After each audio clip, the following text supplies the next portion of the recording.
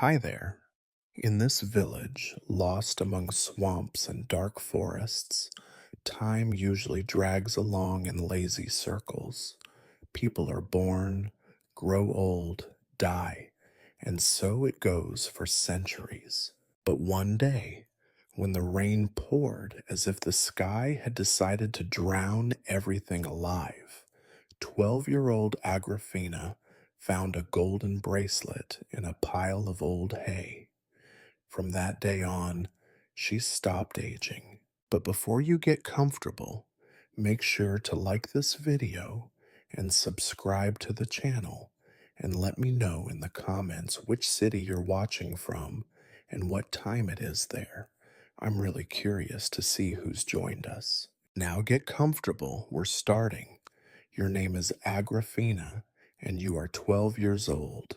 If anyone asks, you always say that you are already almost 13, but the truth is, you have been almost 13 for so long that you are starting to suspect it is just another way time mocks children. You live in a village that does not have a name, or more accurately, a village whose name is always being muttered so softly and so bitterly by its inhabitants that it is impossible to remember. Some claim it is called Wet Hollow, others insist on Dulford, but nobody bothers to paint a sign or carve a stone. Most days, the sky hangs over the houses like an old blanket that has absorbed every bad smell in the region, and the only thing more predictable than rain is your grandmother's next chore for you. There are perhaps 24 houses here, made from timber that would rather be part of a forest, and roofs patched with whatever the wind did not carry away last winter. The chickens roam as if they suspect everyone of plotting against them, and the geese are widely agreed to be possessed by some manner of spiteful spirits. Your family consists of your grandmother, your uncle Yegor, who is almost as wide as the woodpile, a couple of cousins who have never learned the value of washing, and your mother, who never speaks of your father. This is normal. Nobody speaks of things that make life seem more complicated than it already is. On this particular morning, you wake to the usual sound of rain, not a dramatic, romantic sort of rain, but the kind that seeps quietly into your bones and encourages potatoes to rot in the ground. Your grandmother has a voice like a saw that has forgotten it was ever sharp. She calls you down the stairs, her feet already moving slower than you remember from last month. There is a new task for you. Go to the old shed, she says, and bring me a bundle of dry hay if you can find any that the mice have not ruined. There is nothing unusual in this command. If you hesitated every time a chore seemed pointless, you would never do anything. The shed stands on the edge of the kitchen garden, slumping under the weight of too many seasons and too little attention. It smells like mold and old dreams. Inside, the hay has collapsed into a musty hill, and in every corner holds some forgotten tool or abandoned hope. You prod the hay with a stick, trying to avoid any snakes or rats that might be napping beneath. Your fingers are cold, and your nose is running, and you mutter curses you learned from your uncle, sure your grandmother cannot hear you. That is when you see it, a glint, a sudden promise of something other than brown and gray. At first, you think it is only a bit of broken pottery or a lost spoon, but as you dig further, the object resists you, half buried in the stale hay and a clump of mouse droppings. Your heart does not beat any faster, because excitement is a luxury no one here can afford, but you feel a small flicker of curiosity. You reach in, brushing aside damp straw, and your fingers close around something cold and unmistakably metal. You pull it out, and there it is, a bracelet of gold, so bright it looks obscene in the dimness of the shed. Gold is something you have only ever seen on the priest's chalice or on icons behind dusty church glass. For a moment, you are certain this must be a trick, a piece of brass, or a toy left behind by a traveling merchant's spoiled child. But the weight in your palm tells you otherwise. The surface is smooth, but there are tiny engravings swirling around it, forming patterns that seem to shift when you turn the bracelet in your hand. You squint, trying to make sense of the shapes. Some look like letters, but not ones you know. Others are simply patterns, like the curls in your grandmother's hair when she was young, or the winding river you are not allowed to swim in. You look around the shed as if someone might suddenly appear to scold you for stealing, but it is just you, the spiders, and the rain tapping out secrets on the roof. You should take the bracelet to your grandmother, of course. That is what a good girl would do. But you have never been especially good or especially bad, just especially curious. Almost without thinking, you slide the bracelet onto your wrist. It is a little too large, but as soon as it touches your skin, it seems to shrink ever so slightly, settling into place with a quiet click. There is a moment when you half expect some thunderclap or a choir of angels, or at the very least, a mouse to stand up and offer congratulations. But nothing happens. The bracelet is cool against your skin, neither heavy nor light, and you think that maybe it is not gold after all. Perhaps you imagined the whole thing. You try to slide it back off, but it does not budge. You twist and pull, but the bracelet refuses to move. Your wrist tingles, not unpleasantly, but in a way that suggests the bracelet has decided to make itself comfortable. You wrap the hay in an old sack and head back to the house, the bracelet hidden under your sleeve. Your grandmother barely glances at you, her attention fixed on the fire and the pot that never seems to boil fast enough. You think of telling her, but something holds you back, a sense that this is now yours, whatever it may be. The rest of the day unspools as usual. You scrub the floor, chase the chickens, and listen to your cousins argue about nothing.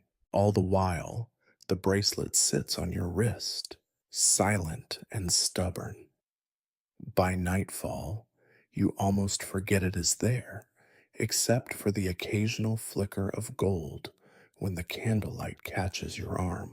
When you finally crawl into bed, you stare at the bracelet for a long time. You wonder where it came from, who lost it, and what will happen now that it has found you. In the dark, the engravings seem to shift and shimmer, but perhaps that is only the work of tired eyes and a tired mind. Sleep comes slowly, and when it does, it brings dreams of rain, golden patterns, and the faintest suspicion that somewhere far away, something has noticed you. You wake up with the uncomfortable sensation that someone has replaced your hand with a block of ice. The morning is as gray as a goose's feather, and the house smells as it always does in the season between harvest and starvation: old ashes, sour cabbage, and the socks your uncle leaves drying by the hearth. It is only when you reach to scratch your wrist that you remember the bracelet. For a fleeting moment, you hope that yesterday was a dream, a trick of the dim shed, your imagination playing at treasure hunting while your body grew stiff from the cold. But there it is, unyielding as a stubborn memory, perfectly encircling your wrist, as though your bones grew around it. The gold seems even brighter in the early light, so bright, in fact, that you immediately pull your sleeve down, as if the bracelet might shine through the rough homespun and announce your secret to the world. You try to ignore it, but it seems to know when you are pretending. Every time you reach for a bucket or snatch at a loaf of bread, the bracelet catches the light, glinting at your grandmother and your cousins like a conspirator. No one comments, but your uncle squints at you a little longer than usual over the morning porridge. You find yourself holding your wrist stiffly, careful not to move it more than necessary, hoping that somehow the day will pass without incident. Of course, the universe does not care for your hopes. By midday, your grandmother is already irritated. Your mother forgot to fetch water. Your uncle has broken another pitchfork, and the chickens, as usual, refuse to be herded anywhere useful. It is as if your whole family is composed of minor gods of misfortune, each contributing a particular flavor of disaster to every day. She catches you fiddling with your sleeve and narrows her eyes. "What is that you are hiding, Agrafena?" she asks, in a voice that suggests she is prepared to guess anything from a rat to a blight. You hesitate, which is the worst thing you could do. Hesitation is always suspicious. With the slow, painful movements of someone about to confess to murder, you show her your wrist. For a moment, she is silent. You watch as her eyes widen, her face growing as pale as the milk that sometimes arrives in the pail if the cows are in a charitable mood. She grabs your hand and tugs at the bracelet with surprising strength. It does not budge. She spits in her palm and tries again, as if saliva might be a kind of magic oil, but the bracelet only seems to laugh at her efforts, sitting smugly on your wrist. "Where did you get this?" she demands, voice trembling in that way that signals the approach of a storm. You consider lying, but the truth bursts out of you before you can invent anything clever. "I found it in the old shed under the hay." There is a pause as she looks at you, as if weighing whether you have finally gone mad. "Gold," she mutters, running a cracked finger over the engravings. "In a place like this?"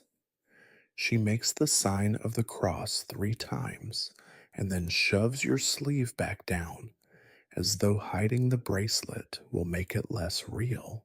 "Do not show this to anyone," she hisses. "Not your mother, not your cousins, not even the priest, especially not the priest. If the others saw you, they would think you stole it, or worse." She does not say what worse means, but you can guess. In your village, a good disaster is always waiting behind every smile. You want to ask her to help you take it off, but she is already moving away, muttering to herself, hunting for garlic and scraps of bread to place on the windowsill, just in case. You sit back down at the table, feeling smaller and colder than before, your wrist tingling beneath the cloth. No one else seems to notice, or if they do, they pretend not to. It is easier that way. The day drags on, as days tend to do in a place where excitement is measured by the number of potatoes sprouting suspicious growths. You go about your chores, scrubbing pots, carrying water, dodging the goose who has apparently made you its mortal enemy. Each movement reminds you of the bracelet. It is not exactly uncomfortable, but it is not quite comfortable either, like a word you cannot remember, hanging at the edge of your mind. After supper, your uncle corners you by the door. He is not a bad man, only large, slow, and perpetually on the brink of some kind of accident. Let me see that thing, he grumbles, grabbing your arm with a gentleness that surprises you. He tries to twist the bracelet, then to pry it open with a knife, but the blade slips off as if the metal were greased with fate. He mutters a curse so creative, you make a note to remember it for future use. Your mother, who has been watching from the hearth, says nothing. She only sighs, a long, tired sigh that makes you feel older and younger at the same time. You should pray, she says finally, her voice as thin as a strand of smoke. That night, you lie awake in the dark, feeling the weight of the bracelet pressing into your skin. It does not hurt, but you cannot forget it is there. The rain taps at the window, a lullaby for the hopeless. You dream that you are drowning in a sea of gold, the bracelet growing heavier and heavier, pulling you down until you can no longer breathe. You wake up gasping, your heart thumping like a rabbit in a trap. Morning comes again, as it always does, without apology or announcement. The world seems unchanged, muddy, gray, indifferent, but you know better now. Something is different. The bracelet is still there, unmoved and unmoving, as if it has always been part of you. You go through the motions of life, fetching wood, stirring the soup, mending socks. Yet everything feels sharper, clearer, as if you are looking at the world through a sheet of ice. The villagers go about their business, oblivious to your secret, or so you hope. By the time the sun sets, you realize that you have checked the bracelet at least 100 times, as if expecting it to have vanished, but it remains, gleaming in the last rays of light, stubbornly refusing to be ordinary. For the first time, you wonder if you have found something that will never let you go. Or perhaps it is something that you will never be able to let go of. In any case, you do not sleep well that night, and as it turns out, neither does anyone else in the house. The air feels heavier, thick with secrets and fear, and you find yourself listening for footsteps in the dark, as if someone or something might come looking for what you have found. The village is full of stories about things best left alone. You never believed them before. Now, with the bracelet cool and silent on your wrist, you begin to wonder if maybe, just this once, the stories had it right. You develop a habit of staring at your wrist when no one is looking. It is not that you expect the bracelet to suddenly do something dramatic, glow, or whisper forbidden secrets, or turn into a snake and slither off.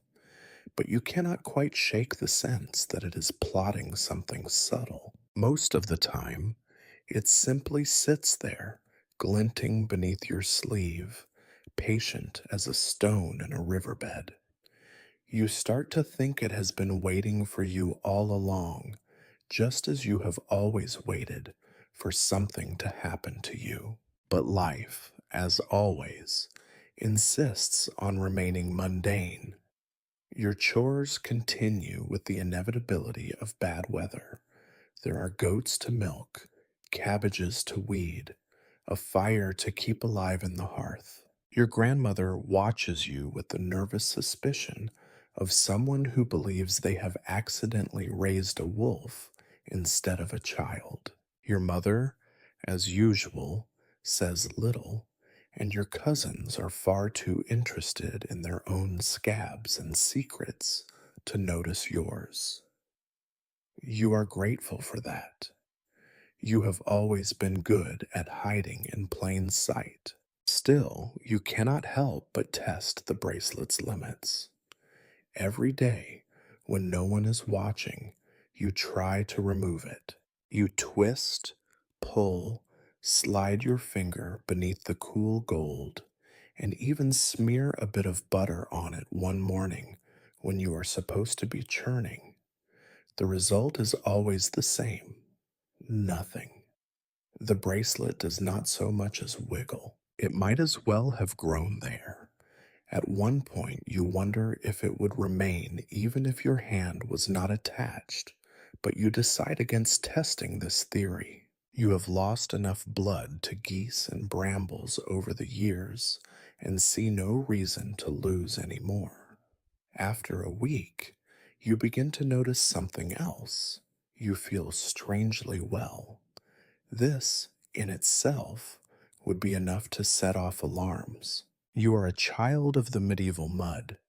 Aches and coughs are your constant companions, and you have never seen a day pass without a stubbed toe, a bruised knee, or a scratch across your shins.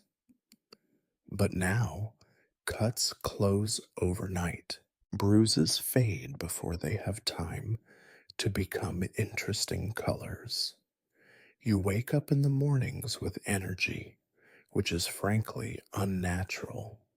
Your grandmother notices, of course, though she pretends not to. When you trip over the woodpile and come up without so much as a splinter, her eyes narrow. When you help pull a pan of boiling stew from the fire and do not so much as flinch when the steam scalds your wrist, she mutters a prayer you do not recognize. At supper that evening, she presses a clove of garlic into your palm and tells you to keep it close. You do, but the bracelet does not react, and the garlic only makes your hands smell like you have been wrestling with devils in the pantry. By the end of the month, the village is alive with whispers. This is not unusual. Gossip is the only currency more common than mud, but the topic is new. The women at the well glance your way, murmuring about how Agrafena never even sneezes, even when the wind comes from the graveyard. Your cousins begin to avoid you at play, inventing reasons to leave you out of games and chores.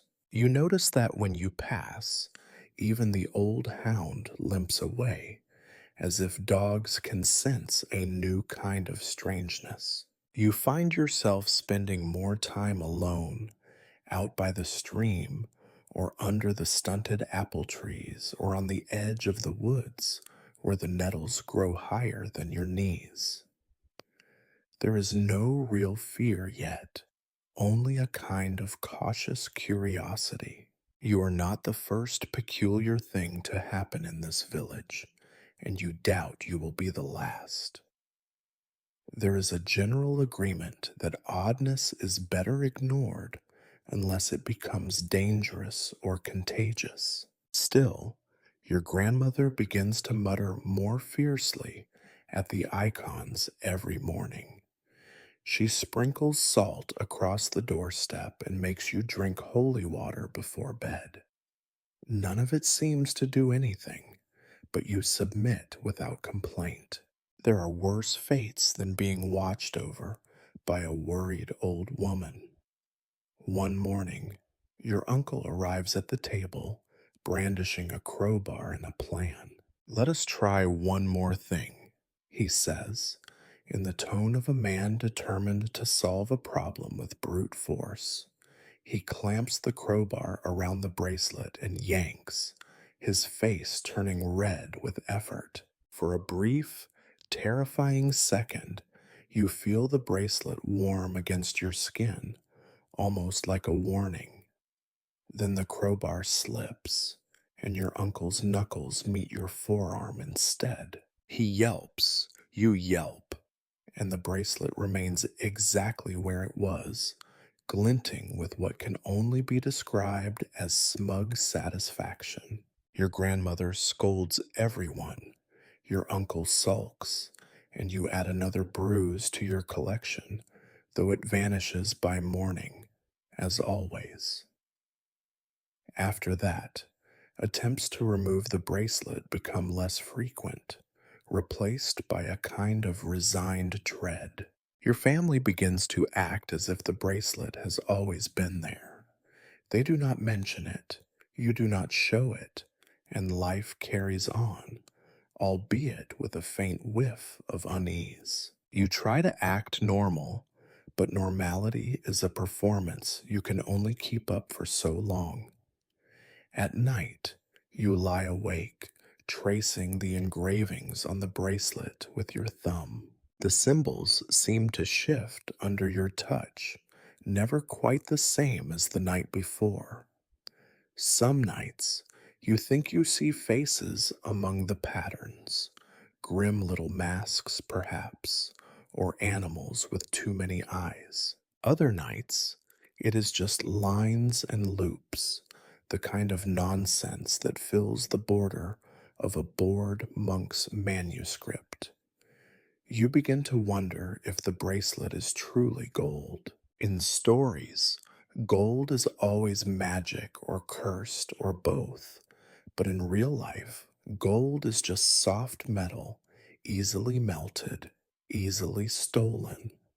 This bracelet, however, is neither. It is impossible and irremovable. It is a secret you carry everywhere, and it changes you in ways no one else can see.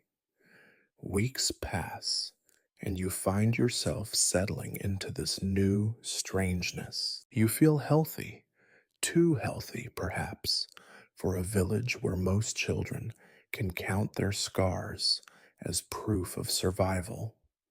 When the others get sick with the usual autumn fevers, you remain untouched, your cheeks rosy, and your appetite annoyingly robust. Your grandmother gives you longer and longer looks, as if weighing whether you are still her granddaughter or something else entirely. Then, one evening, a neighbor's boy cuts his hand badly on a broken plow. The village gathers in the candle-lit kitchen, watching as the blood pours and the boy howls. Instinctively, you reach out to help, forgetting your new reputation. The instant your hand touches his, you feel a jolt, a spark almost, and the wound knits together beneath your fingers. The boy gasps. Everyone gasps, even you. Afterward, nobody speaks. The silence grows heavier than the thickest stew. The next day, when you pass the boy in the lane, he does not meet your eyes. Word spreads as quickly as fire in a dry barn. The villagers start making excuses not to come near you. You are no longer simply Agrafena, girl with an unlucky face and a fondness for apple cores. You are Agrafena, the girl who cannot be hurt, and, perhaps worse, the girl who heals with a touch. Your grandmother makes the sign of the cross so many times that you worry her arm will fall off. She does not scold you, though. Instead, she sits you down by the fire and asks, quietly, "Do you feel any different?" You shake your head, but inside, you know the answer is yes. You feel as if you are no longer quite real, as if the world has tilted ever so slightly beneath your feet. You wonder if this is what it means to be chosen or cursed. The bracelet sits on your wrist, silent and golden, and you begin to suspect that it is watching everything, waiting to see what you will do next. Days begin to slide by, one identical to the next, like beads on a string that never ends. You have lived in this village for all your 12 years, but now time itself feels oddly elastic, as if someone has taken the hours and stretched them, thinning out the sunlight and making each shadow longer than it ought to be. The bracelet, bright as ever, sits unnoticed beneath your sleeve, except for those rare moments when you catch someone watching your wrist with the blank curiosity reserved for cow udders and unusual clouds. You would think the villagers would grow bored of you and your not quite ordinary wrist, but rural people have a talent for keeping a suspicion alive longer than bread left on the shelf. By now, stories about you are blooming like mold in a damp cellar. You do not hear all of them, but you catch enough whispers at the well. She cannot bleed. She heals like a cat. She is her grandmother's doing. That old woman always was a bit odd. Did you see how she looked at Masha's baby? The baby cried for hours after that. Hours. Your grandmother, for her part, has doubled her morning rituals. There is more holy water and more salt. You do not mind. You quite like salt, and you have made a game of guessing which saint will be invoked on which day. You keep a tally in a corner of your mind. Saint Paraskeva for headaches, Saint George for evil eyes, Saint Anastasia for broken hearts. If rituals can keep the peace, you are happy to go along, as long as nobody tries to drag you to the church every hour. It is not fear you sense in the village, at least, not yet. Instead, there is a flavor of anxiety, as though everyone is waiting for you to do something spectacularly dangerous or spectacularly stupid. Perhaps, you reflect, you will disappoint them. So far, you are still you, only a bit shinier and less likely to sprain an ankle. But there are changes, subtle as moss growing over stone. You realize, for example, that you no longer tire easily. You can walk the entire length of the fields, hauling buckets of water without needing to sit down. You can chase after the geese, who, for reasons known only to geese, have become even more suspicious of you, for an hour and still have breath to spare. Your skin is free of blemishes and calluses. The adults notice, but they do not speak of it openly. Instead, they peer at you over the rims of their mugs and purse their lips as if weighing up a problem they cannot put into words.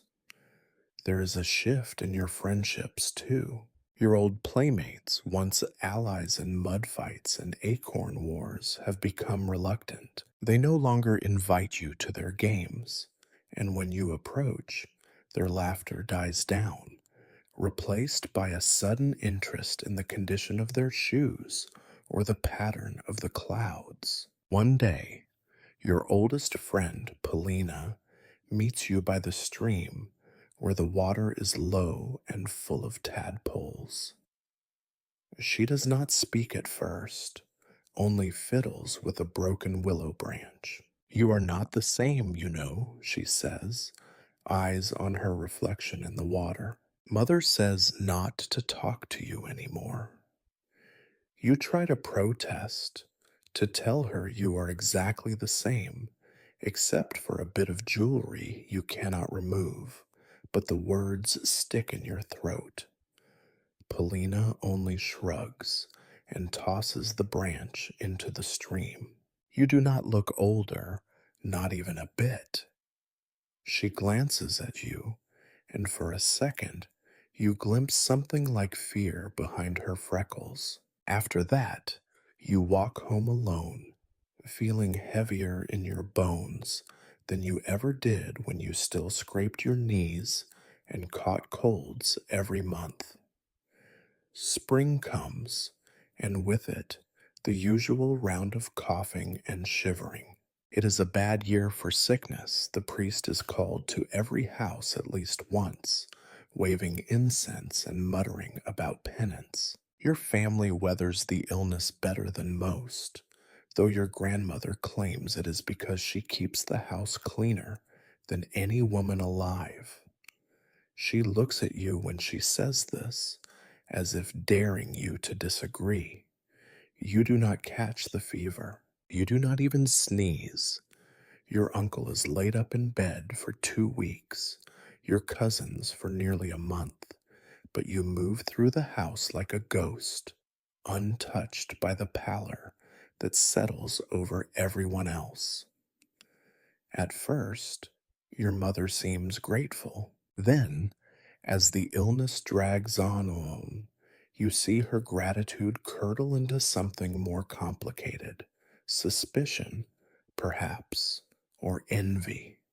She watches you as if you have become a new kind of plague. By midsummer, when the last of the coughs finally fade and the village gathers for the feast of St. John, the divide between you and the others is obvious. The girls braid flowers into their hair and dance in a ring, but you sit on the fence and watch, your hands folded neatly in your lap.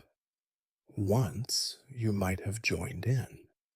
Now you find you prefer the stillness. That night, after the fires have burned down and the smoke drifts in lazy spirals across the fields, you, you walk home alone.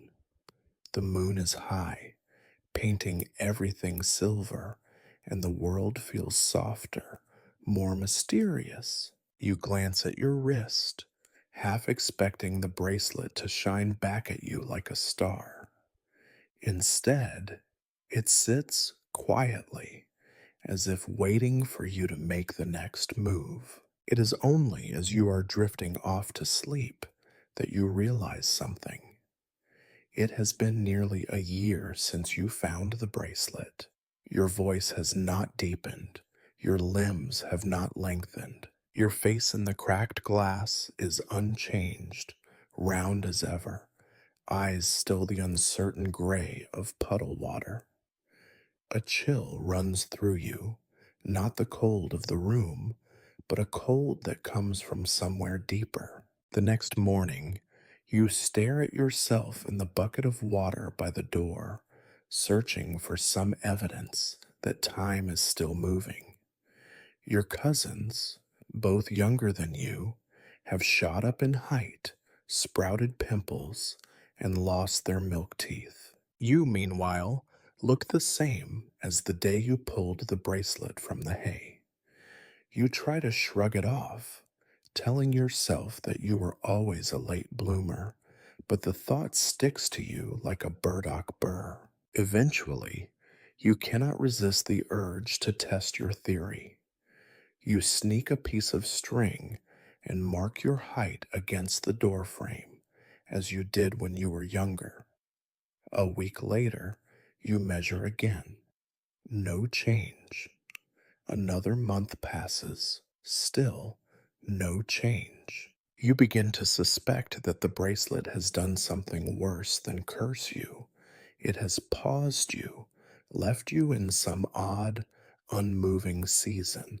You stop mentioning your age when asked, instead saying, I am nearly 13.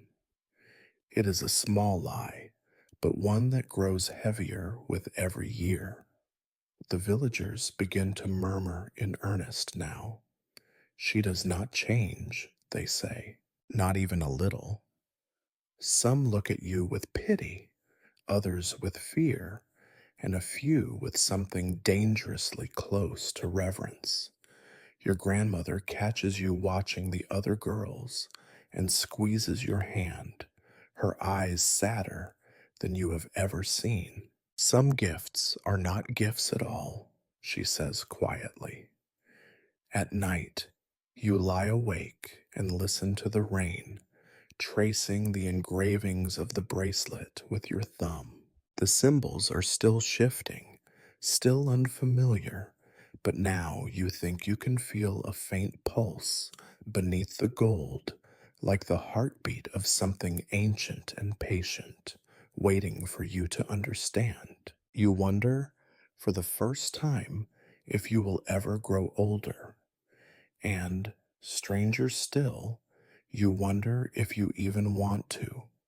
Your new habits arrive quietly, as if they are old cats returning to a familiar doorstep.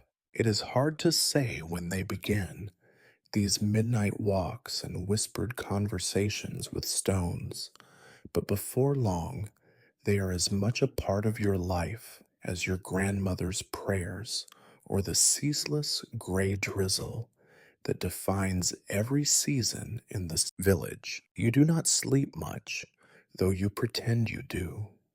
Night becomes your time, the dark, a thin blanket you wrap around your shoulders, stepping out into the overgrown yard while everyone else is dreaming the simple dreams of ordinary people. Your footsteps are silent in the wet grass, and the air tastes like secrets.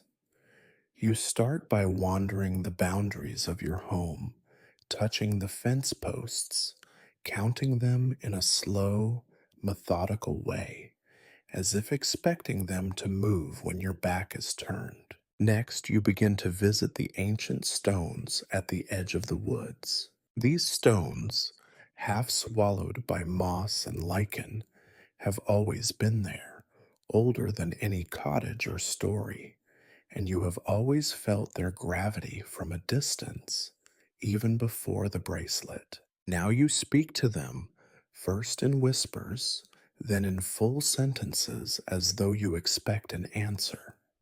It seems ridiculous at first. What can a stone possibly tell you?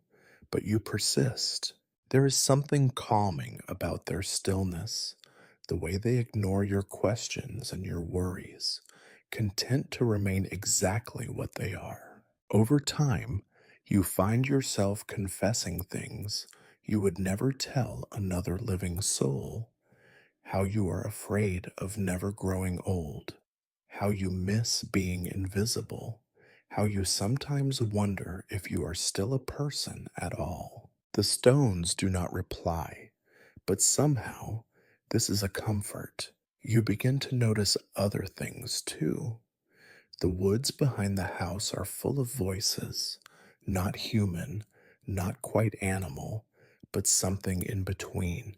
Sometimes you catch a flicker of movement in the corner of your eye, a shape that is gone when you look directly at it, a shadow flitting between tree trunks, a sigh that sounds almost like your name.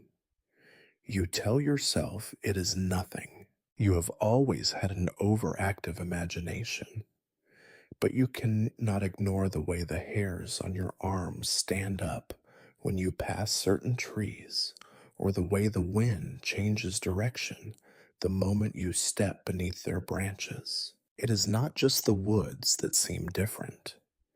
The river that runs along the edge of the village has always been a muddy, sullen thing, but now you see patterns in its surface, swirls and eddies that mimic the engravings on your bracelet. You kneel by the water, tracing the designs with a stick, half expecting them to leap up and wrap around your wrist. The feeling is stronger at dusk, when the last light is fading and the world grows soft around the edges. The villagers say you should not linger at the water after sunset. It is bad luck, they warn, and they are right. There is luck here, but not the kind anyone wants. You are not the only one who notices your new strangeness. The adults are wary, but it is the children who are the cruelest. You become a kind of legend among them. The girl who talks to rocks, who walks at night, who never changes. Once, a group of them throws pebbles at you as you pass. Another time, they dare each other to touch your sleeve and run away shrieking, convinced they will catch whatever it is that makes you unchanging. There are nights when you hear footsteps behind you, slow and hesitant, and you know someone is watching. When you turn, there is only darkness and the soft rustle of leaves. You do not tell your grandmother about these things. You are not sure she would believe you, and besides, you have become fond of your solitude, even when it tastes like loneliness. As the weeks pass, the boundaries between waking and dreaming blur. You find yourself drifting through the village in the early dawn, not quite sure how you got there. The world is different at this hour. Every leaf is outlined in silver dew, every sound amplified. The crows watch you from their perches, heads tilted, as if they know your secrets. Even the geese, usually so belligerent, keep their distance. One morning, you wander farther than usual, all the way to the crossroads where the road splits. One path leading deeper into the forest, the other winding toward the next village. Here, the mist hangs low, twisting around your ankles, and you pause, unsure why you have come. The bracelet pulses faintly against your skin, a reminder that you are not entirely your own anymore. You kneel to touch the earth, fingers sinking into the damp moss. The ground is soft, almost warm, and you feel a tremor run up your arm, a heartbeat, steady and ancient, echoing the slow thud of your own heart. You close your eyes, and for a moment, the world drops away. There is only the rhythm of the earth and the faint, persistent whisper of something just beyond your hearing. When you return home, the sun is rising and your grandmother is waiting at the door, her face drawn tight with worry. She asks you where you have been, but you only shrug, unable to explain what you do not fully understand yourself. Your mother watches you from across the room, her expression unreadable. Later, you hear her speaking to your uncle in hushed tones. She is not right, she says. She is not the same as before. Your uncle grunts in agreement, but there is fear in his voice. You wish you could reassure them. You wish you could reassure yourself. But every day the distance between you and the rest of the village grows, a slow widening gulf that nothing seems able to bridge. You try to hold on to the old rhythms: work, rest, meal times, prayers, but they slip through your fingers, replaced by your new rituals: stones and rivers, moonlight and whispers. The world is changing, and you are changing with it, though outwardly you remain exactly the same. One night, as you are returning from your wanderings, you catch a glimpse of movement at the edge of the woods.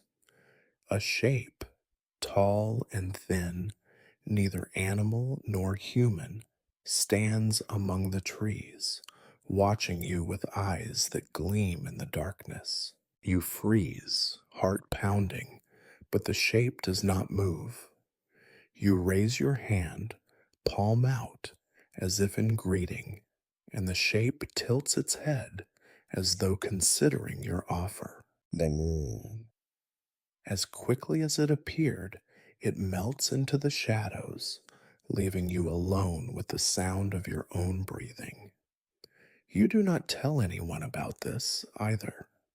Some things, you decide, are meant to be kept between you and the night. As autumn deepens and the leaves turn, you find yourself more comfortable in the company of stones and shadows than in the crowded warmth of the hearth.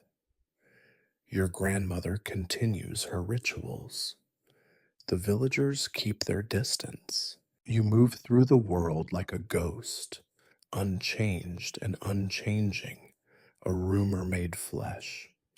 Sometimes you wonder if this is how it will always be. You, the bracelet, and the endless, silent watchfulness of the woods.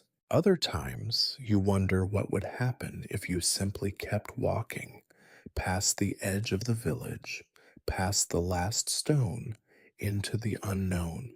But for now you remain, neither child nor adult, neither old nor young, neither wholly part of the world nor entirely apart from it. The bracelet rests on your wrist, golden and inscrutable, and you settle into your new existence, a creature of dusk and dream, waiting for something you cannot yet name. Autumn creeps in with a damp persistence, painting the fields the color of old brass, and filling the air with a sour chill that never quite leaves your bones. The villagers are always talking about omens, signs in the sky, the sudden silence of frogs, the crows roosting on the church steeple, and lately their eyes keep straying to you as if you are the most ominous sign of all. You are beginning to understand why. This is the season when sickness likes to visit the village, strolling from house to house with the entitlement of a tax collector. Coughs echo in the night, fevers burn through families, and the priest's voice grows hoarse from so many hurried prayers. Yet through it all, you remain untouched, the bracelet cool against your wrist, your skin as clear and unmarked as the day you found it. At first, you do not think much of it. You have always been stubbornly healthy, the kind of child who gets scolded for bringing too much mud into the house rather than too many sniffles. But this time, something is different. The illness that sweeps through the village is not the usual run of colds and stomach pains.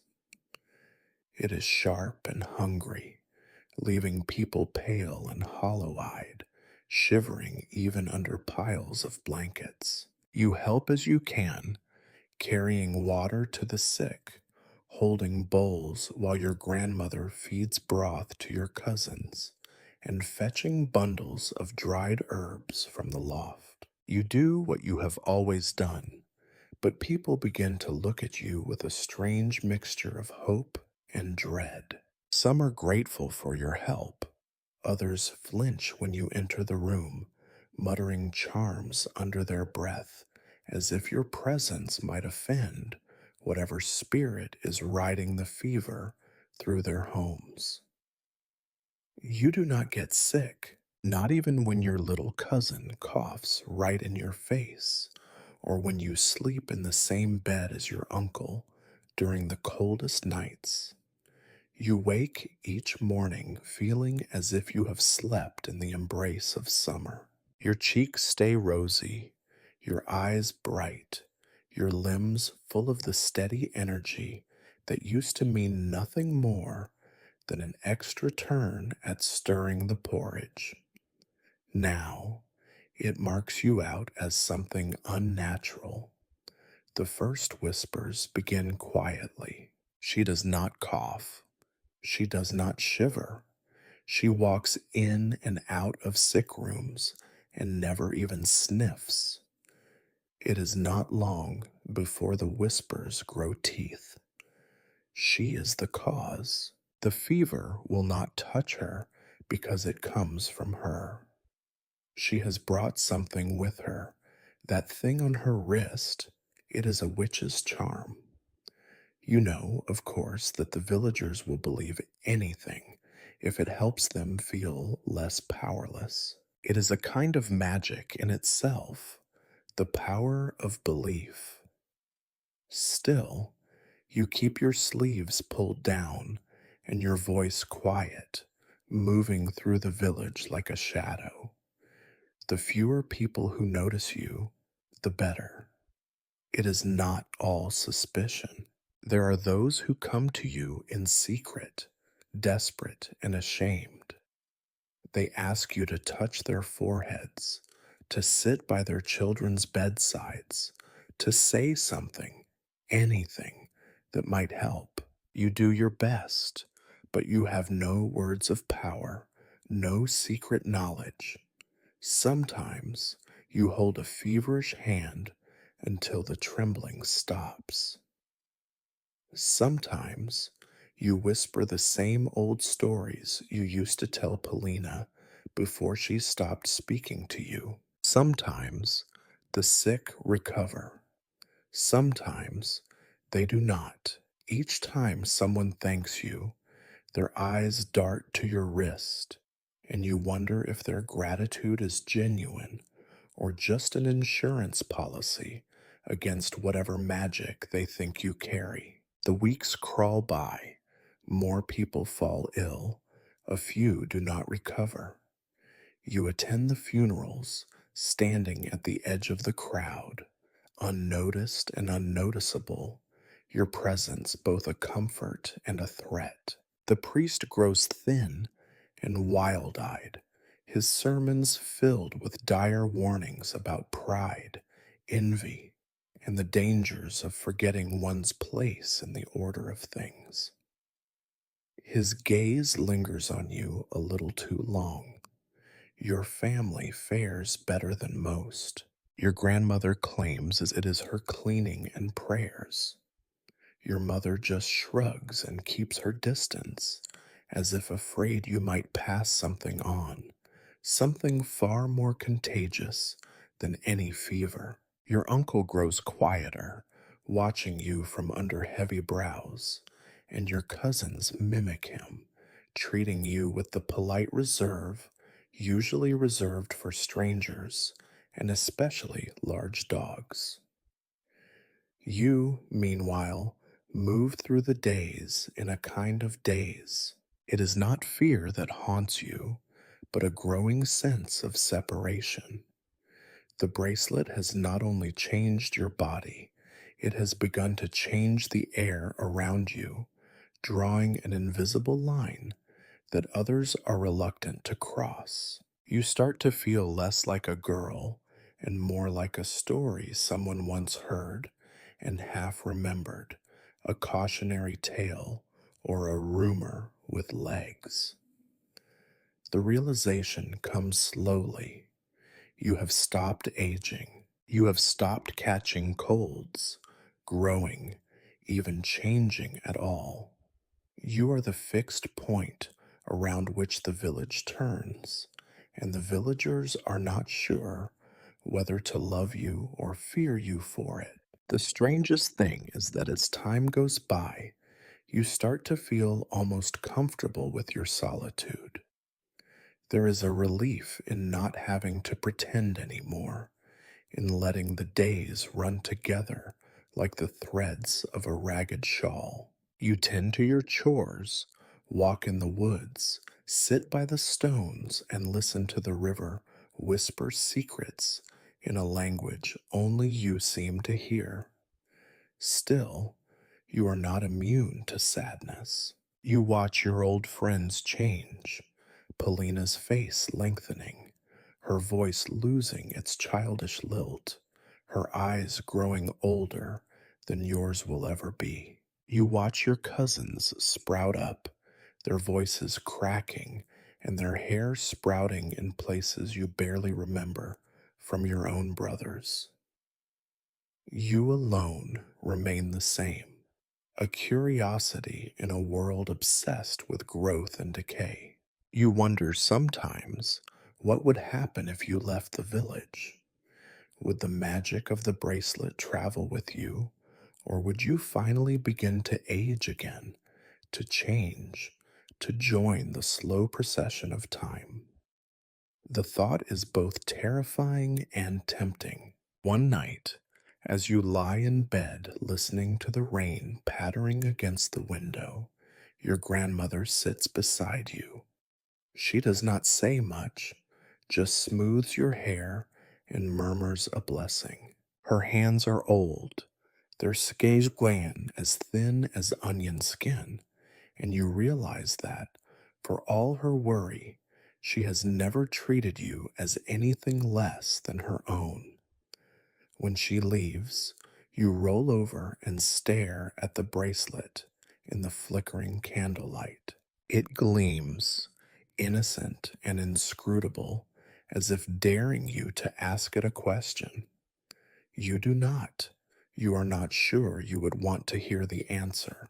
The next morning, the illness has finally begun to fade, leaving behind its usual aftermath: grief, fatigue, a few empty beds, and a handful of new stories to add to the village's vast and hungry collection. The villagers return to their routines with the grim determination of people who know that survival is mostly a matter of outlasting the worst that life can throw at you. You watch from your place at the edge, the same as always, but also, perhaps, just a little bit different. The world turns, and you do not turn with it. For now, at least, you are content to let it spin. But sometimes, when the sun sets just so, and the air smells of wet earth and wood smoke, you feel the old restlessness stir in your bones, a reminder that even the most patient stone dreams of rolling away someday. You do not need to wait long before curiosity gets the better of you.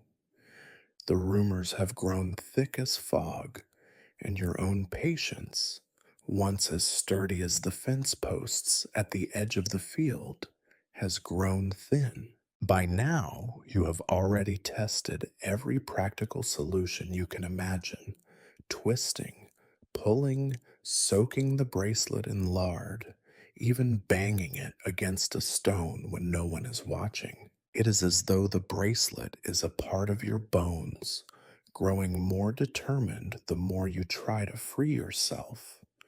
You have heard stories of wise women and herbalists who live in the forests and hills, people who know secrets and old magics. But in your village, there is only one person who is allowed to practice any sort of healing that does not involve salt and muttering: the old man known as the Znakari, or sometimes, less kindly, that addled fool who speaks to crows. The Znakari lives at the very edge of the village, his house slumped against a drooping rowan tree. It is said he was once a soldier, or perhaps a monk, or perhaps he simply arrived one day and nobody bothered to ask for his story. He has a beard like a frostbitten bush and hands that tremble, but his eyes are still sharp, sharp enough to see things that others would rather not. You set out to visit him on a chilly morning when the sun is nothing but a suggestion behind the clouds. You tuck your wrist deep into your sleeve and practice your questions as you walk. You are not sure what you hope to hear, but you know you cannot keep carrying your secret alone, not now that it has become heavier than ever. The Znachari's house smells of earth, smoke, and too many dried herbs. He is bent over a pot when you arrive, his breath making little clouds in the cold air. When you clear your throat, he peers at you from beneath his eyebrows, as if trying to decide whether you are real or just another hallucination brought on by mushroom soup. Well, he says, his voice rusty as an old hinge. You hesitate for only a moment before holding out your wrist, the bracelet glinting in the dim light. He studies it, his expression unreadable, then gestures for you to sit on a pile of old blankets. He turns the bracelet this way and that, muttering to himself. At first, he tries the usual things: soap and water, a bit of lard, even a twist of twine meant to slip the gold right off your bones. When nothing works, he sighs and rummages in a box for a set of thin, rusty tools. He pokes and prods at the clasp, then tries to scratch at the engraving with a needle. The gold does not even mark. Finally, the Znakari sits back and looks at you. This is old, he says, as if you could not have guessed. Older than the church, older than the stones in the field. You ask him what the engravings mean, but he only shakes his head. Some things should not be read aloud, or maybe they cannot be read at all. He looks at you more closely, as if seeing you for the first time. How long have you worn it? You tell him the truth, nearly a year now, though you have lost count of the days. Do you feel different? You hesitate. I do not get sick. I do not change. It will not come off. He nods, as if this is what he expected. Then he leans forward and whispers a word you have never heard before, a word that makes your skin prickle and the bracelet warm for a brief, electric moment.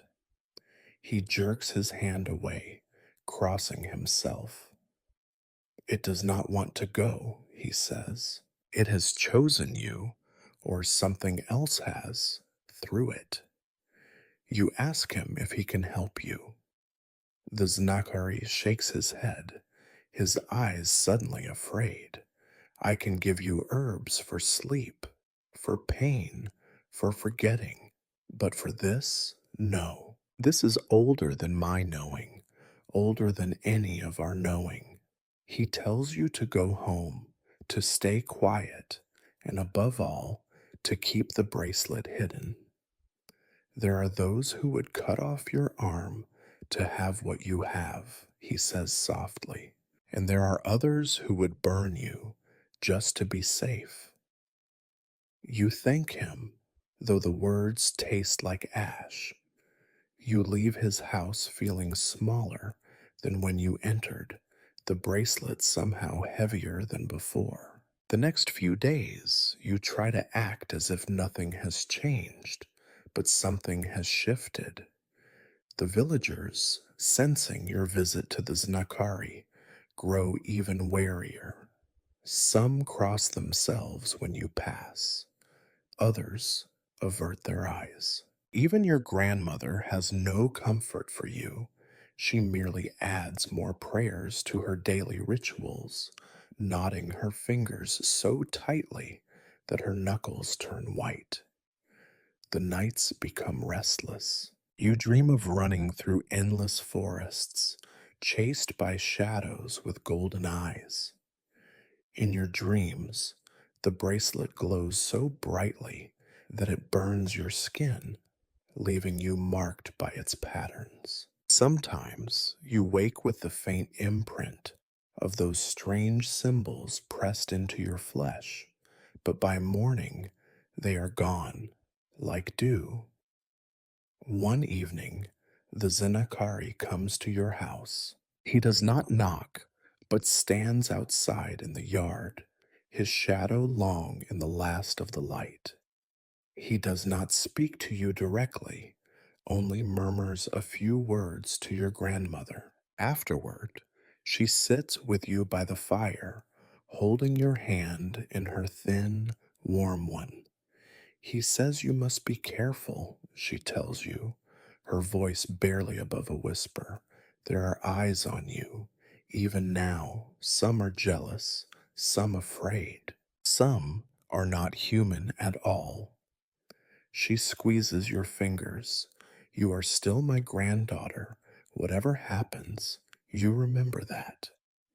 You nod, though you are not sure what a whatever happens could possibly mean anymore. After the Znakhari's visit, you are left with more questions than answers.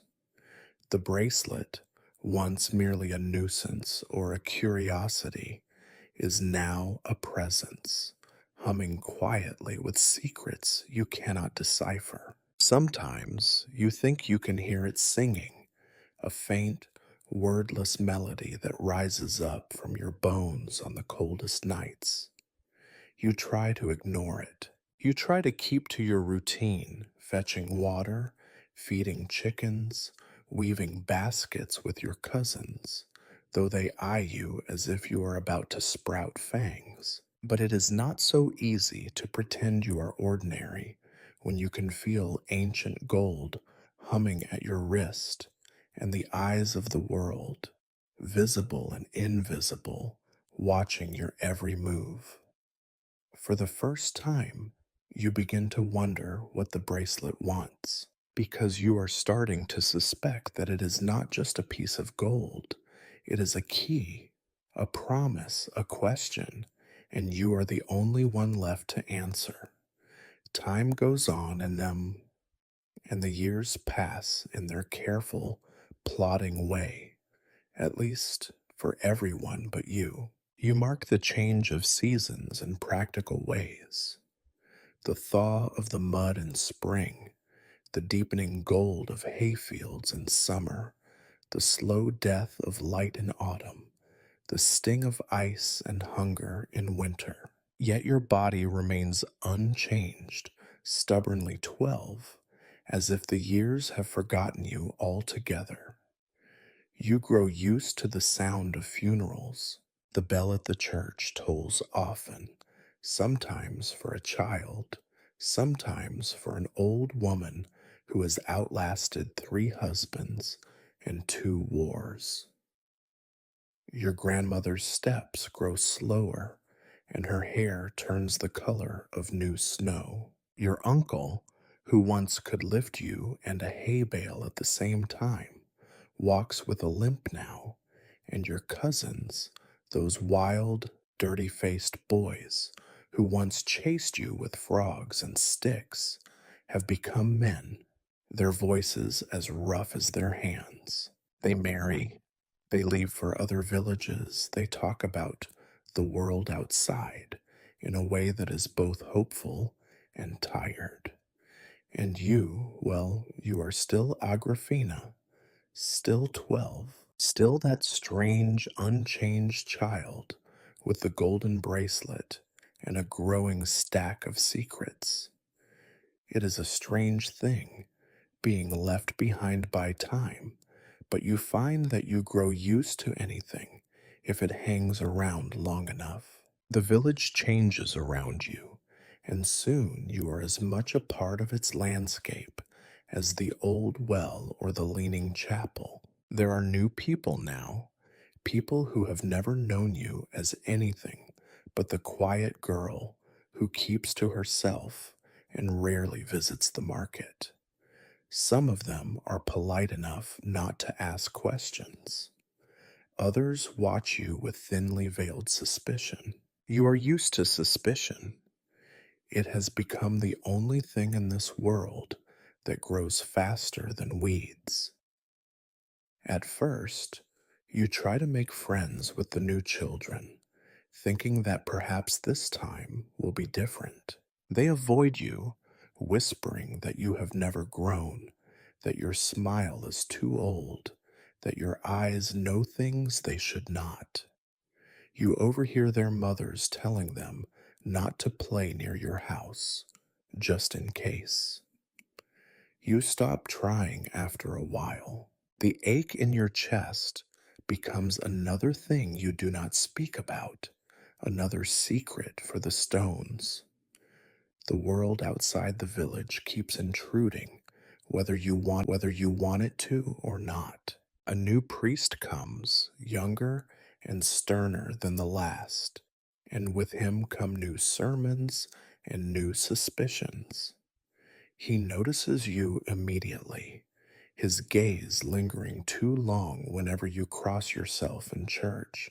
He asks your grandmother questions. Where did you come from? How old are you? Why are you always alone? Your grandmother gives the same answer every time. She is mine. That is enough. Eventually, even the priest learns to leave you alone, though you catch him glancing at you out of the corner of his eye during Mass, as if half expecting you to burst into flames. The old people in the village die or leave, replaced by new families with new children and new stories. You watch as your world reshapes itself bit by bit. The market moves to a new field. The blacksmith shop becomes a bakery. The well is cleaned out and given a new roof. Every change makes you feel smaller, as if you are being eroded by time, even if you do not show it on your face. And all the while, you remain the same, a living contradiction. You are called on when a child is sick, when a cow stops giving milk, when someone needs a story to quiet their fears. Some treat you like a saint, leaving bread and dried flowers at your door. Others hiss and cross themselves when you pass, muttering about curses and bargains. You find it is easier not to care. After all, what is a few more rumors in a place that already hums with old superstitions? But even as the world moves on, youth, you are not entirely alone. Your grandmother, frail but unbowed, is still there, her love wrapped around you like a well worn shawl. She knows what you are, or at least what you are not. She does not ask about the bracelet, but every night she lights a candle and mutters a blessing over you, as if hoping that a little extra light might keep the darkness at bay. As for you, you keep your habits. You walk the boundaries of the village, tracing the same paths until you know every stone and root. You sit by the river, watching the water slip past, unchanged and yet never the same. Sometimes you dream of walking into the forest and never coming back, of becoming a legend that parents warn their children about when the nights grow long and the wind howls at the eaves. But each morning you return to the same house, the same routine, the same reflection in the bucket of water. You try to convince yourself that you are content. You have your health, after all, a gift and a curse. You have your routines, your small rituals, your private world. It is only at night, when the house is silent and the moon casts shadows on the wall, that the loneliness finds you. You lie awake, the bracelet cool against your skin, and wonder how many more winters you will see, how many more faces will come and go while yours remains frozen in childhood. You think of your grandmother, her breathing soft and fragile in the next room, and wonder how long until even she is gone. There are moments when you envy the others, their slow aging, their inevitable visible changes. They grumble about aches and lost teeth, but at least they move forward. You, meanwhile, are trapped in a circle, unable to step outside yourself. You begin to wonder if there is any end to it, if the bracelet will keep you here forever, as constant and unchanging as the stones that border the fields. Sometimes you think you hear it humming, a faint vibration at the edge of hearing. It pulses in time with your heart, a gentle reminder that you are never truly alone, not while you wear it. Then, one morning, you wake to find your grandmother sitting beside you, her hand trembling as she strokes your hair. Her eyes are tired, full of things she cannot say. You will outlast us all, little one, she whispers. Do not let the world make you bitter. You promise her that you will not, though you are not sure you can keep that promise. As the years pass, you keep the memory of her words close. You become a watcher, an observer, someone who moves through the world without leaving a mark. You keep your secrets. You count the seasons, not in birthdays or celebrations, but in the slow, inevitable loss of everyone you love. You remain as the village changes and the world shifts around you, a silent, unaging witness to the slow, ordinary miracle of life and loss. The bracelet gleams on your wrist, ancient and unbreakable, and you begin to suspect that its true magic is not in keeping you young, but in teaching you what it means to endure. Change always arrives in disguise, though in your village it usually comes on muddy boots, smelling of sweat and sour ale. You know every face in this place, every family tree with its twisted branches and missing limbs, so the arrival of strangers is like a fox wandering into the henhouse, impossible to ignore, and always the start of some new trouble. It happens at the end of a long, exhausted summer when the harvest has been poor and the air hangs thick with the threat of rain. One evening, as the last geese honk their way across the sky, a group of traveling monks walks into the village. They are not the usual sort. These men wear habits patched in a dozen places and carry staffs notched with marks from long roads.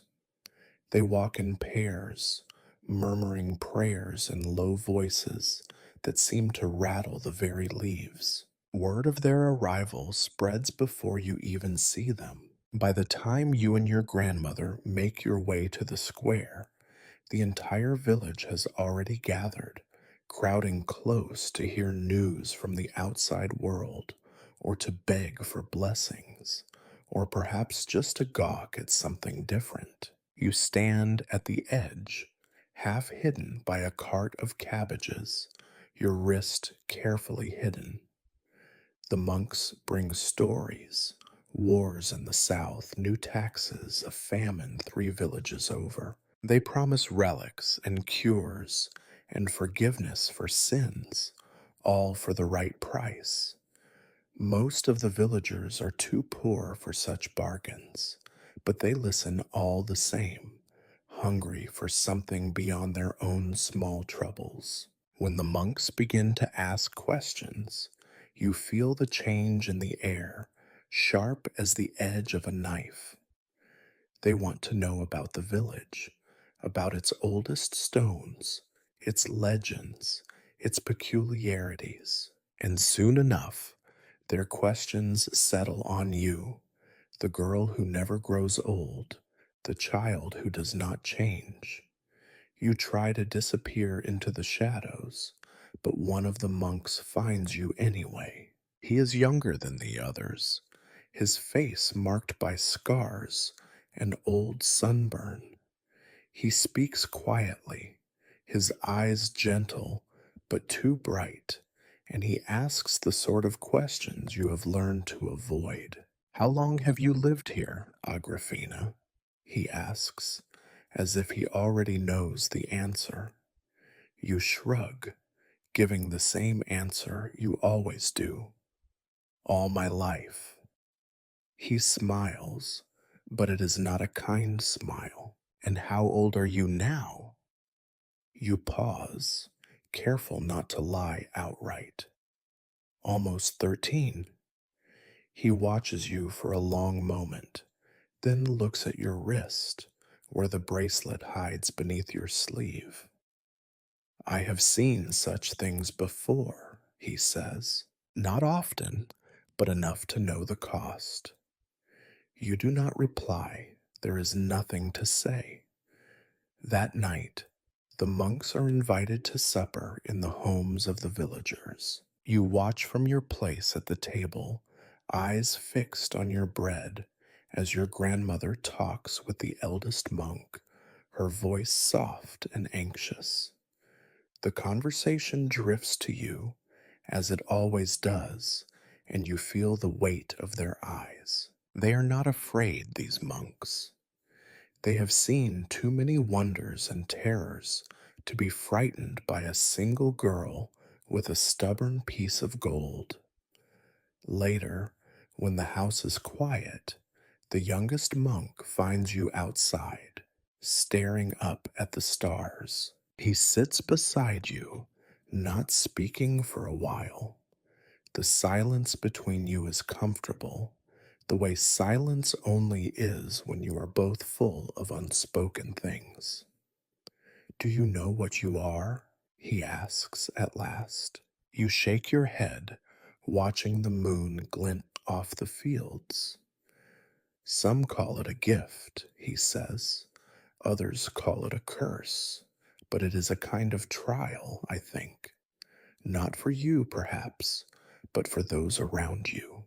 He sighs, his breath misting in the cool air. The world is always looking for miracles, but it never likes what it finds. He stands, brushing the dust from his robe. Be careful, Agrafena. Such things do not go unnoticed, not forever. And not all who notice are so gentle. He leaves you with those words, heavy as a stone in your pocket. The next morning, the monks are gone, leaving only muddy footprints and a fresh round of gossip. The villagers talk about their visit for weeks, what blessings were given, what secrets were told.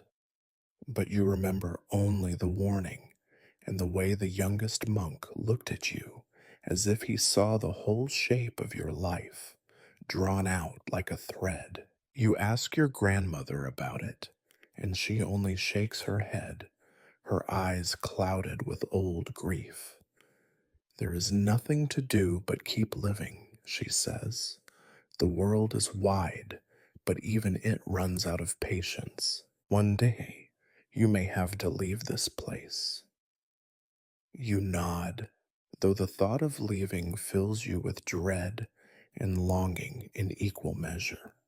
You become even more careful after the monks leave. You avoid the market, keep to the shadows, speak little to strangers. Still, there is no hiding from rumor. Children dare each other to run past your house. Old women touch their beads when they see you coming. Your own family seems smaller, your grandmother older than ever, her hands trembling when she blesses you each night. You take refuge in your routines, the stones by the wood, the hush of the river at dusk, the endless patterns of moss and shadow. These things do not change, and they do not ask questions. But something inside you is shifting. The world feels less solid, less certain, as if it is tilting under your feet. The bracelet is heavier at night, the engravings sharp against your skin. You find yourself dreaming of far off places, of forests darker than any you have seen, of voices calling you by names you do not know. There are nights when you wake in darkness, sure that someone is standing just beyond the door, waiting for you to answer a question you do not understand. Sometimes you wish the monks had never come, had never reminded you that the world is so much larger and so much more dangerous than you had dared to hope. Still, you remain. The days pass, the village changes, but you are still Agrafena, still the girl who does not age, still waiting for something to happen, or for someone to arrive who finally has answers. Until then, you listen to the bracelet's silent song, and you learn to be both patient and afraid. You find yourself thinking more and more about the impossible. What if the bracelet could be removed after all? What if all it took was the right tool, or the right words, or the right bargain made in the hush between midnight and dawn? What if you could shake free of this endless childhood, this unchanging self, and step into the river of time with everyone else? You try, as you have so many times before, to slip the bracelet from your wrist. It is an old routine by now, the twisting, the pulling, the cursing under your breath, as if the bracelet might be shamed into obedience. Sometimes, late at night, when the rest of the house is asleep, you wedge the handle of a wooden spoon beneath the band, hoping that if you just lever hard enough, the gold will yield. But it never does. The bracelet remains, smooth and stubborn, as if it is no more capable of surrender than you are. Once, in a fit of frustration, you take a knife to it, an old notched blade borrowed from the kitchen. You press the edge against the gold, gritting your teeth and half expecting some spark, some sign that you are making progress. But the blade slips off harmlessly, leaving not so much as a scratch. You press harder, heedless of the risk, and the knife snaps in your hand, sending a hot jolt through your fingers. For a moment, you stare at the broken blade, your heart racing. The bracelet is warm against your skin, almost pulsing, and you have the oddest feeling that it is laughing at you. You do not mention the knife to your grandmother. There is enough fear in her eyes already. She watches you closely these days, as if searching for the smallest change, a gray hair, a line on your face, any sign that you are moving forward with the rest of the world. Each time she finds none, her lips tighten, and she returns to her prayers with renewed determination. It becomes a kind of private joke between you and the bracelet. You try everything: fire, water, salt, mud, prayers muttered in half a dozen languages you have picked up from passing strangers. Nothing works. If anything, the bracelet seems to grow even more firmly attached with each new attempt, as if drawing strength from your frustration. You wonder if this is what it means to be cursed. Not the flashy storybook kind of curse, with storms and monsters and spectacular misfortune, but the slow, creeping kind, a steady erosion of hope, a small daily defeat that becomes a habit until you barely notice it at all. You stop trying for a time. The world outside your window continues its slow revolution. Children are born, fields are plowed, feasts are celebrated and mourned in turn. You move through it all like a ghost, unchanged and unchanging, a silent witness to everyone else's brief and brilliant transformations. The villagers have settled into a new rhythm with you, one part suspicion, two parts resignation.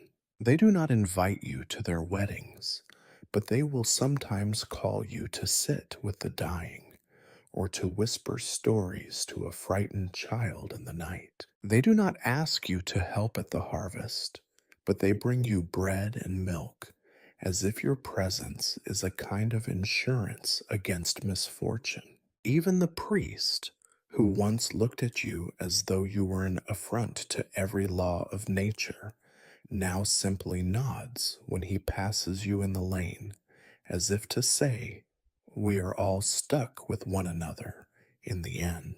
One evening, as dusk is settling over the fields and the last of the geese are circling overhead, you decide to try one more thing.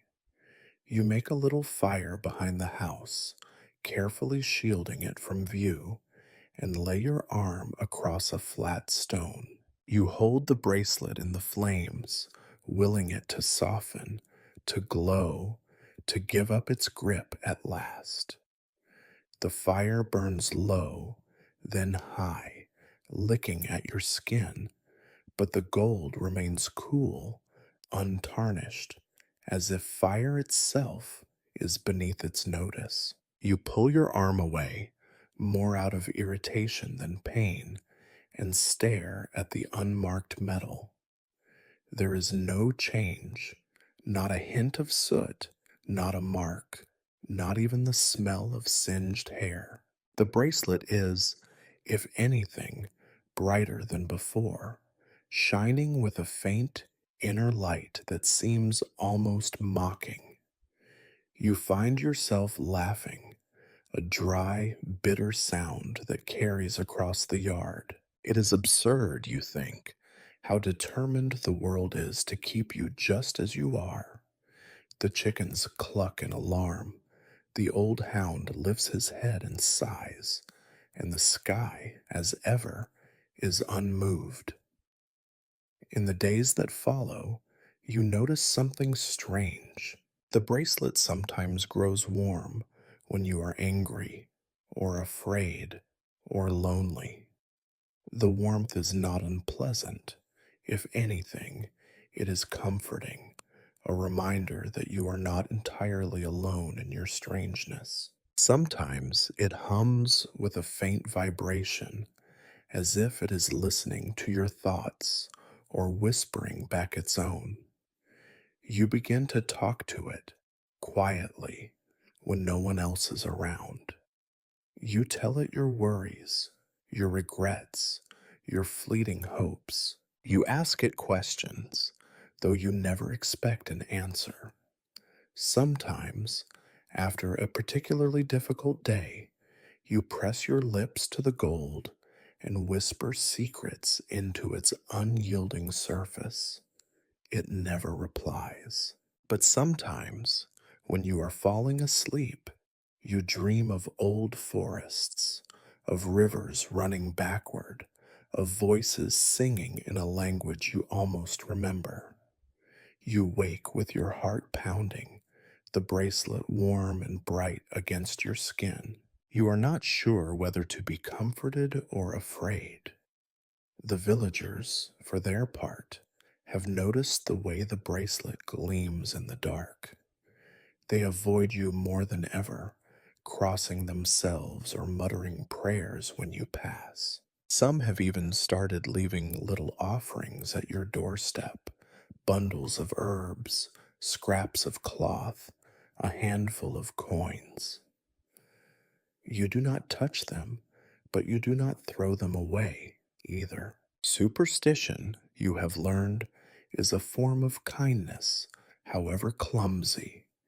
You begin to collect stories. Whenever someone tells a tale of curses or miracles, of strange artifacts or impossible luck, you listen closely, searching for anything that might help you understand the thing on your wrist. The stories are never the same, but they share a common thread. Every blessing is also a burden. Every miracle has its price. You are beginning to suspect that the bracelet is not an accident, not a trick of fate or a lost treasure waiting to be returned. It is a question posed to you and to the village, and the answer is one you are still learning to give. For now, you let it be. You stop trying to remove it. You stop asking why. Instead, you do what you have always done. You endure. You move through the days, watching the world change around you, feeling the weight and warmth of the gold as a reminder that you are still here, still waiting, still, somehow, yourself. And in the quiet moments, when no one is watching, you wonder how much longer you will be able to hold that answer, and whether, when the time comes, you will be able to let go. With every passing year, your curiosity ripens into something more methodical. If you cannot remove the bracelet, you reason, perhaps you can learn where it comes from, or if there are others like you. What began as idle speculation in childhood hardens into a project. You start to seek out every crumb of rumor and legend, collecting tales the way your grandmother once collected wild herbs. You become, in your own small way, an investigator. Of course, you cannot simply march into the homes of strangers and demand to know if they, too, are immune to time and sickness. That would be unwise, even for someone who the villagers already consider not quite natural. Instead, you listen. You haunt the market and the edge of the village square, ears open for gossip about anyone who does not age, who heals too quickly, who has outlasted all their kin. At first, you hear only the usual stories: old women who claim to remember when the river ran clear, men who swear they have seen wolves walk on two legs, children who have learned to lie with skill before they lose their first teeth. But sometimes, among the tales of haunted crossroads and unlucky harvests, you hear something stranger. Once, you meet an old man from the next village over, bent and gnarled as a root, who claims to have known a girl with hair the color of fire and a laugh that never changed. She lived for nearly a century, he says, and then one day she vanished, leaving nothing behind but a silver ring, too small for any grown woman's hand. Another time, you overhear a trader speaking of a hermit who dwells in the marshes, who can charm sickness away, but is said to leave her own reflection behind in puddles. Each story is vague, distorted by distance and retelling, but they burrow into your mind and will not leave. The truth is, you are not sure whether to feel hope or dread at the idea of others like you. Would meeting another mean the end of your loneliness, or simply the start of new questions? Are such people happy? Have they found answers, or simply learned to live with their mysteries as you have? When the winter snows come and the world shrinks to the small sphere of firelight and chores, you begin to write down every story you hear, scratching them into scraps of old parchment and hiding them between the beams in the attic. The ink freezes in the pot, and you learn to write with charcoal. Your hand cramps, your eyes ache, but you persist. If nothing else, you reason, you can become a record keeper, a chronicler of strangeness in a world that has always had more than its fair share. Your grandmother notices your new obsession, but says nothing. She has become quieter with age, her hair thin as spider silk, and her voice nearly as faint. Sometimes you sit together by the fire, the silence between you stretching out long and gentle. She will reach for your hand, her fingers cold, and you feel, for a moment, as if you are still a child, and she is still the shield between you and the world. One evening, you find her reading your secret notes by candlelight. Her eyes, sharp even in her frailty, meet yours. She does not scold you, nor does she ask why. Instead, she touches the bracelet and murmurs, "We all carry something, Agrafena. Some burdens cannot be shared, but stories, they are lighter for being told." You do not know if she means this as comfort, but it is comfort all the same. Your search leads you to the oldest corners of the village, places where memories cluster like frost in the shadow of the chapel, or where the stones are so worn they seem to have forgotten their own names. You visit the old people who still remember a world before your birth. Some are glad of the company, eager to gossip. Others turn you away with suspicious eyes. One ancient woman, nearly blind, tells you of a time when the land was thick with witches and wise ones, women who could see the future or call the rain, but she laughs when you ask her for names. If they still lived, they'd be clever enough not to say so. More often than not, your questions lead nowhere. The village is full of secrets, but most are ordinary. Whose pig strayed into whose garden, who owes how many potatoes, who left whose window open in the storm. Sometimes you think your own mystery is just one more drop in this muddy river, but you persist.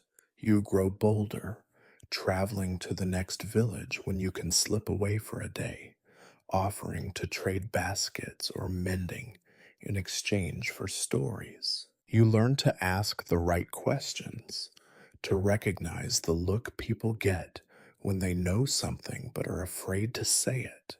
Eventually, you hear of a market day in a town 3 days' walk away, a place where all sorts come together. The thought is as tempting as it is frightening. The road is not safe, and the world is full of dangers far less patient than your bracelet. But the urge to find someone, anyone who might understand, becomes too strong to ignore. You prepare carefully, hiding food and coins in your dress, and slip away before dawn. The journey is harder than you expect. Your feet ache, the sun burns your face, and you remember, with a kind of distant amusement, that even unchanging bodies can still feel hunger and pain. The market itself is a chaos of sights and sounds, traders shouting, children laughing, the air thick with the smell of spices and sweat. You drift through the crowd, feeling both invisible and exposed. For the first time, you see faces you do not recognize, clothes cut in patterns unfamiliar, and hear languages you cannot understand. You keep your sleeve pulled tight over your wrist, but you watch for anyone who seems out of place. The woman whose hair never grays, the child who never grows, the man who keeps to the shadows. You find nothing. If there are others like you, they are better at hiding than you are. A fortune teller in a tattered shawl beckons you closer, offering to read your palm. You let her, just to see what she will say. She traces the lines of your hand and frowns, muttering, "You have too many lifelines. You have lost your shadow, someone's curse, someone's wish." She shakes her head and shoos you away, as if you have brought her bad luck. You return home at dusk, footsore and disappointed, but somehow lighter. The world is bigger than your village and full of strangeness, but it is also full of people who are just as lost as you. If there are others like you, they have learned what you are still learning: how to disappear, how to endure, how to find meaning in a life measured by things other than birthdays. You write down everything you saw, everything you heard, and hide the pages away. Perhaps one day someone will find them and understand. Perhaps one day you will find your answers, or perhaps you will stop needing them. For now, you settled back into your place in the world, watchful, patient, recording the days as they pass, each one as precious and mysterious as the last. The bracelet, cool and silent, remains with you, a reminder that sometimes the only story you can tell is your own. If there is one thing that never changes in the village, it is the stubborn forward march of time. People come and go, faces you once knew fade into memory, their children taking their place, bringing with them new arguments and new ways of saying the same old complaints. Still, you remain unchanged, your reflection always that of a 12-year-old girl, your days following the same slow orbit around chores, solitude, and the heavy golden bracelet. At some point, you become a fixture, as ordinary and mysterious as the church bell or the gnarled willow tree by the river. New generations grow up hearing stories about you: the girl who never grows, the witch child, the lucky charm, the secret guardian. Some children are frightened, others fascinated. Their mothers pull them away when they stare too long, but you catch them peeking from behind fence posts, whispering to one another, daring each other to run up and touch you. Occasionally, one will find the courage, darting close to brush your sleeve and then running off giggling, convinced some magic will now rub off on them or doom them, depending on which stories their families prefer.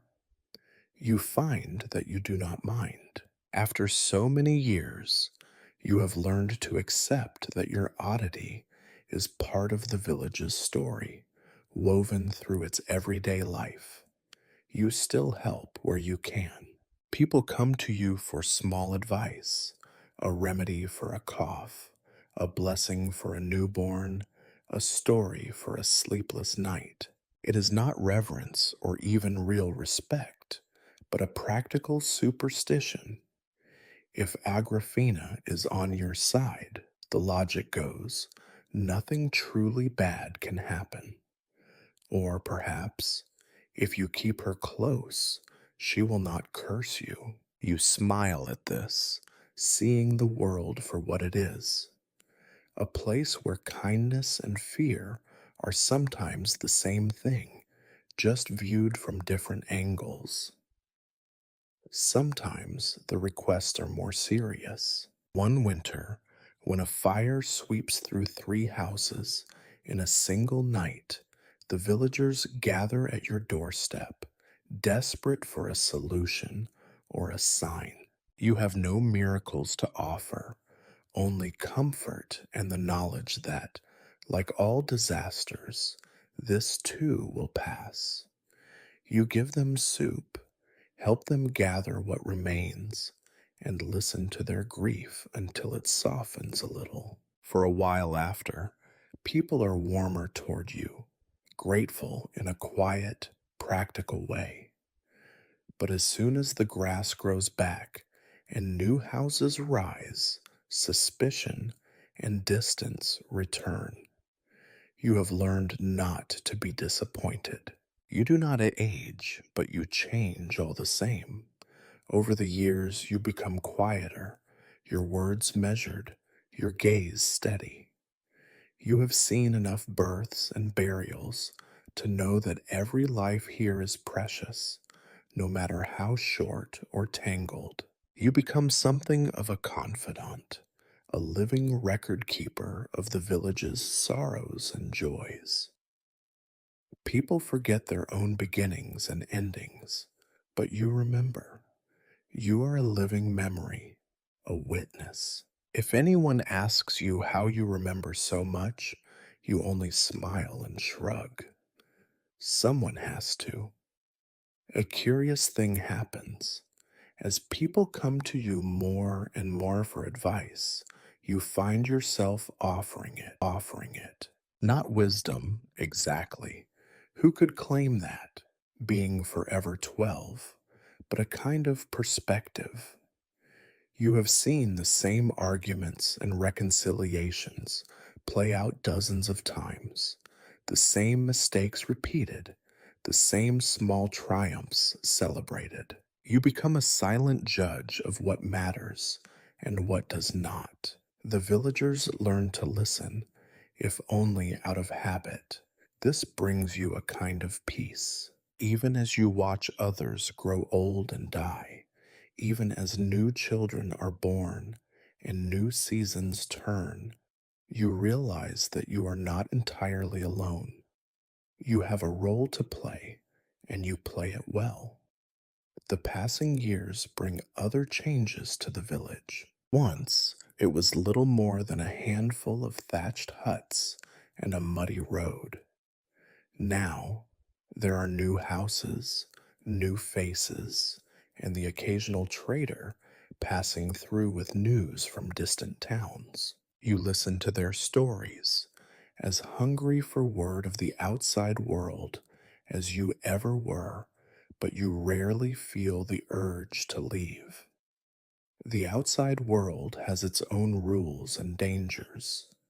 Here, at least, your strangeness is familiar. Still, there are moments when you wonder what it would be like to walk away, to test the bracelet's power at the edge of the world. Would it keep you young elsewhere? Would you begin to age the moment you left? You never find out. The furthest you wander is the next village, where even there, old women stare and children whisper behind their hands. Your home, for all its suspicion and narrowness, is still your home. As the years pass, you are called upon to officiate rituals and serve as a sort of unofficial village historian. At the feasts, you tell stories of old days, stories you lived through, but which everyone else believes are only tales passed down from their own grandmothers. You do not correct them, let them believe. Let the story become larger than the truth. That is how all history survives. Occasionally, there are visitors who have heard of the girl who does not age. Some come seeking a blessing, others looking for proof of a miracle, and a few, always dangerous, are searching for something to steal, a secret, a trick, a scrap of gold. You learn to recognize these last by the hunger in their eyes. You keep your distance, and the villagers, protective in their own way, make sure such people move on quickly. One summer, a woman with a wandering heart and clever fingers tries to grab your wrist in the marketplace. The gold of the bracelet flashes in the sun, and she gasps, clutching her hand as if burned. Word spreads that the bracelet punishes those who covet it. After that, no one tries to touch you again. You almost laugh at how the truth has become its own protection. The older you grow, if such a word means anything, the more you value your solitude. You keep your walks through the fields, your silent visits to the stones at the forest's edge. Sometimes, at sunset, you sit on the old bridge and watch the sky change colors, thinking of all the other Agrifinas you might have been if your life had gone another way. You are still, always, 12, but your mind carries the weight of many more years. In your notebooks and scraps of memory, you collect everything: births, deaths, loves lost and found, foolish quarrels, silent reconciliations. You keep the story alive because you know how easily things are forgotten. You become, almost without noticing, the person people turn to in times of trouble, not because they think you have the answers, but because you have seen it all before. You know how to listen. You know how to wait. The villagers come to you for reassurance when the world seems uncertain. You give them the only truth you know. Time keeps moving, and we move with it, or we do not. In this way, you find a kind of belonging. You are not a miracle. You are not a curse. You are simply Agrafena, the one who stays. And so, another season turns. The village endures, and you, unchanging, keep watch. Children have always been the best at seeing what adults refuse to acknowledge. As the decades crawl onward, you become a familiar oddity to each new generation, a story that mothers use to hush their little ones when the wind moans, a dare whispered in the overgrown lanes after sundown. But the new children are not your friends. You try, from time to time, to join their games, to share a laugh or a secret, but you are forever met with wary eyes and nervous giggles, as if your very presence turns mud into ghosts and shadows into warnings. The truth is, children sense what adults have learned to ignore. You do not change, and that is more unsettling than anything their parents might warn them about. Even the bravest, those who rush up to tug your sleeve or demand a story, never linger long. Some run away, some return in groups, as if safety can be found in numbers. You become a milestone on their journey from childhood to fear, a test of courage, like climbing the highest branch or swimming in the coldest part of the river. Once, a boy named Ivan, sharp tongued and clever, announces to his friends that he will speak to you alone and not run away. You are sitting by the old willow, notebook in hand, scribbling the dates of the last frost and the first crocuses when he approaches. He stares at you with that half curious, half challenging look that only children possess. My father says you are a witch, he says, squinting at your face as if searching for signs. But my grandmother says you are a saint. Which is it? You shrug, closing your notebook with deliberate slowness. Probably neither, or a bit of both, or maybe something else entirely. He considers this, kicking at a stone. You never change, he finally declares, his voice a mixture of awe and accusation. Are you lonely? For a moment, the world seems very still. You think of all the years you have watched children like Ivan grow tall and thin, their voices cracking, their eyes sharpening with the knowledge of the world's disappointments. You think of all the friends you have lost, not to death, but to time, to suspicion, to the ordinary fact of growing up. You think of how often you have wished to belong, only to find yourself locked outside the circle of laughter, a shadow at the edge of the firelight. Yes, you say, and Ivan blinks, surprised by your honesty. Sometimes I am, but it is not the worst thing in the world to be alone with your own thoughts. He nods, considering this as if you have offered him a riddle. Then, sensing that he has won his dare, he grins and runs off, shouting to his friends about your answer. For the rest of the season, the children keep a respectful distance. You are both less and more than they had imagined, still a legend, but now also a little bit real. The adults notice too. There is a quiet understanding in the way they look at you, an unspoken truce. You are neither wholly one of them nor entirely other. When someone dies, they call you to sit in the house of mourning. When a child is born, they ask for your blessing, sometimes openly, sometimes in the small hours of the morning, when the rest of the world is asleep and superstition feels safer than faith. You offer what you can: stories, advice, an extra pair of hands. You do not pretend to be a healer or a prophet.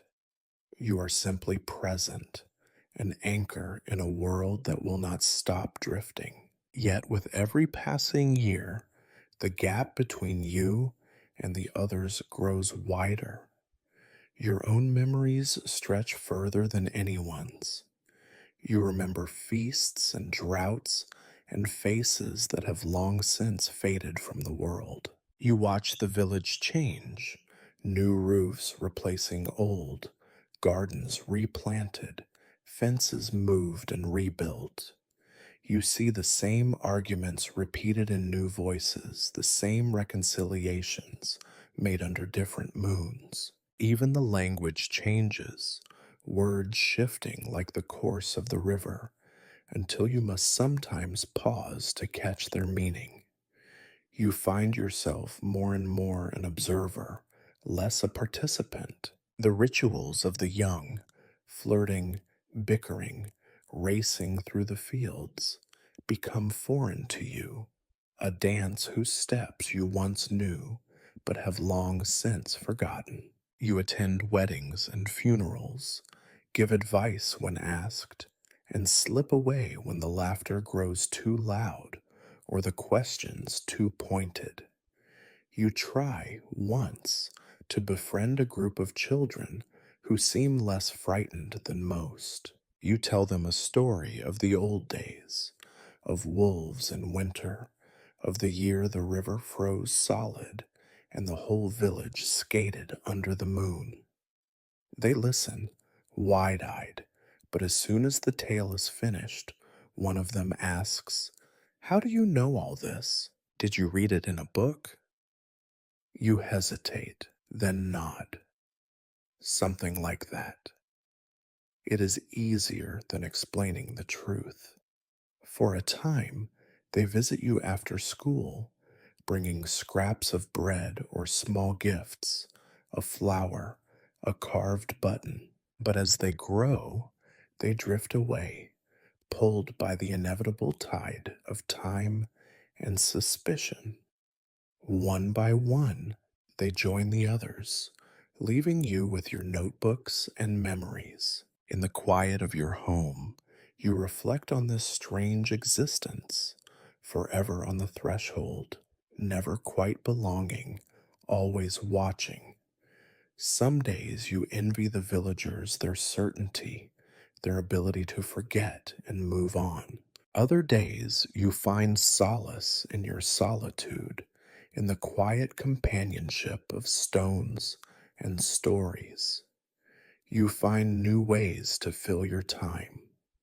You carve patterns into scraps of wood, teach yourself to mend shoes and weave baskets, invent new recipes for soup. You read whatever scraps of books the traders bring, and sometimes, late at night, you write your own stories, tales of girls who can walk between worlds, who live a dozen lives before the sun rises. stories where endings are possible, and time is a river that carries everyone along, even those who do not wish to be carried. You do not know if anyone will ever read your stories. Perhaps one day the villagers will find them tucked away in the attic and wonder who wrote them or why. For now, you remain at the edge, part of the village, but not quite of it. You are Agrafena, the girl who does not grow, the watcher, the record keeper, the rumor in every game of dare.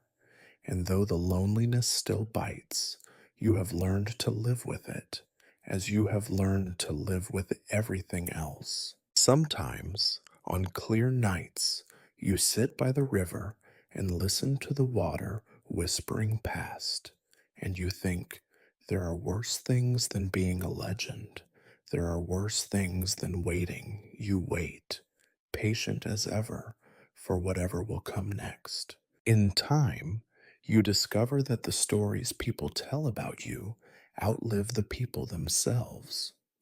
Once, you imagined that as generations passed, the memory of your strangeness would fade, smoothed over by years of hard winters and harder work. Instead, your legend grows with every retelling, weaving itself into the roots of the village like bindweed. Sometimes you are a witch, sometimes a saint, sometimes merely a mystery to be solved with a dare. You do not bother to correct anyone.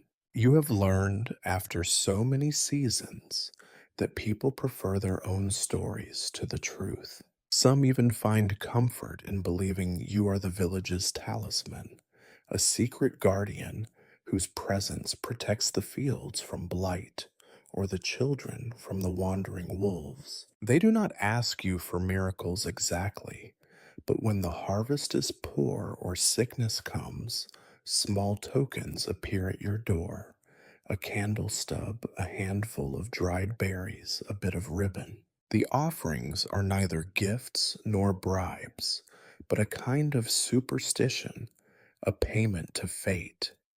Other times, the mood of the village turns. Fear is never far beneath the surface, and when something goes wrong, a storm, a child's fever, a string of bad luck, the whispers turn sharp. You feel their glances prick your skin as you walk past. She is the reason, they mutter.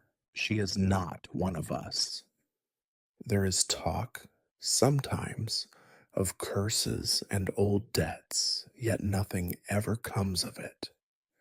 The suspicion flares and fades as quickly as a summer thunderstorm.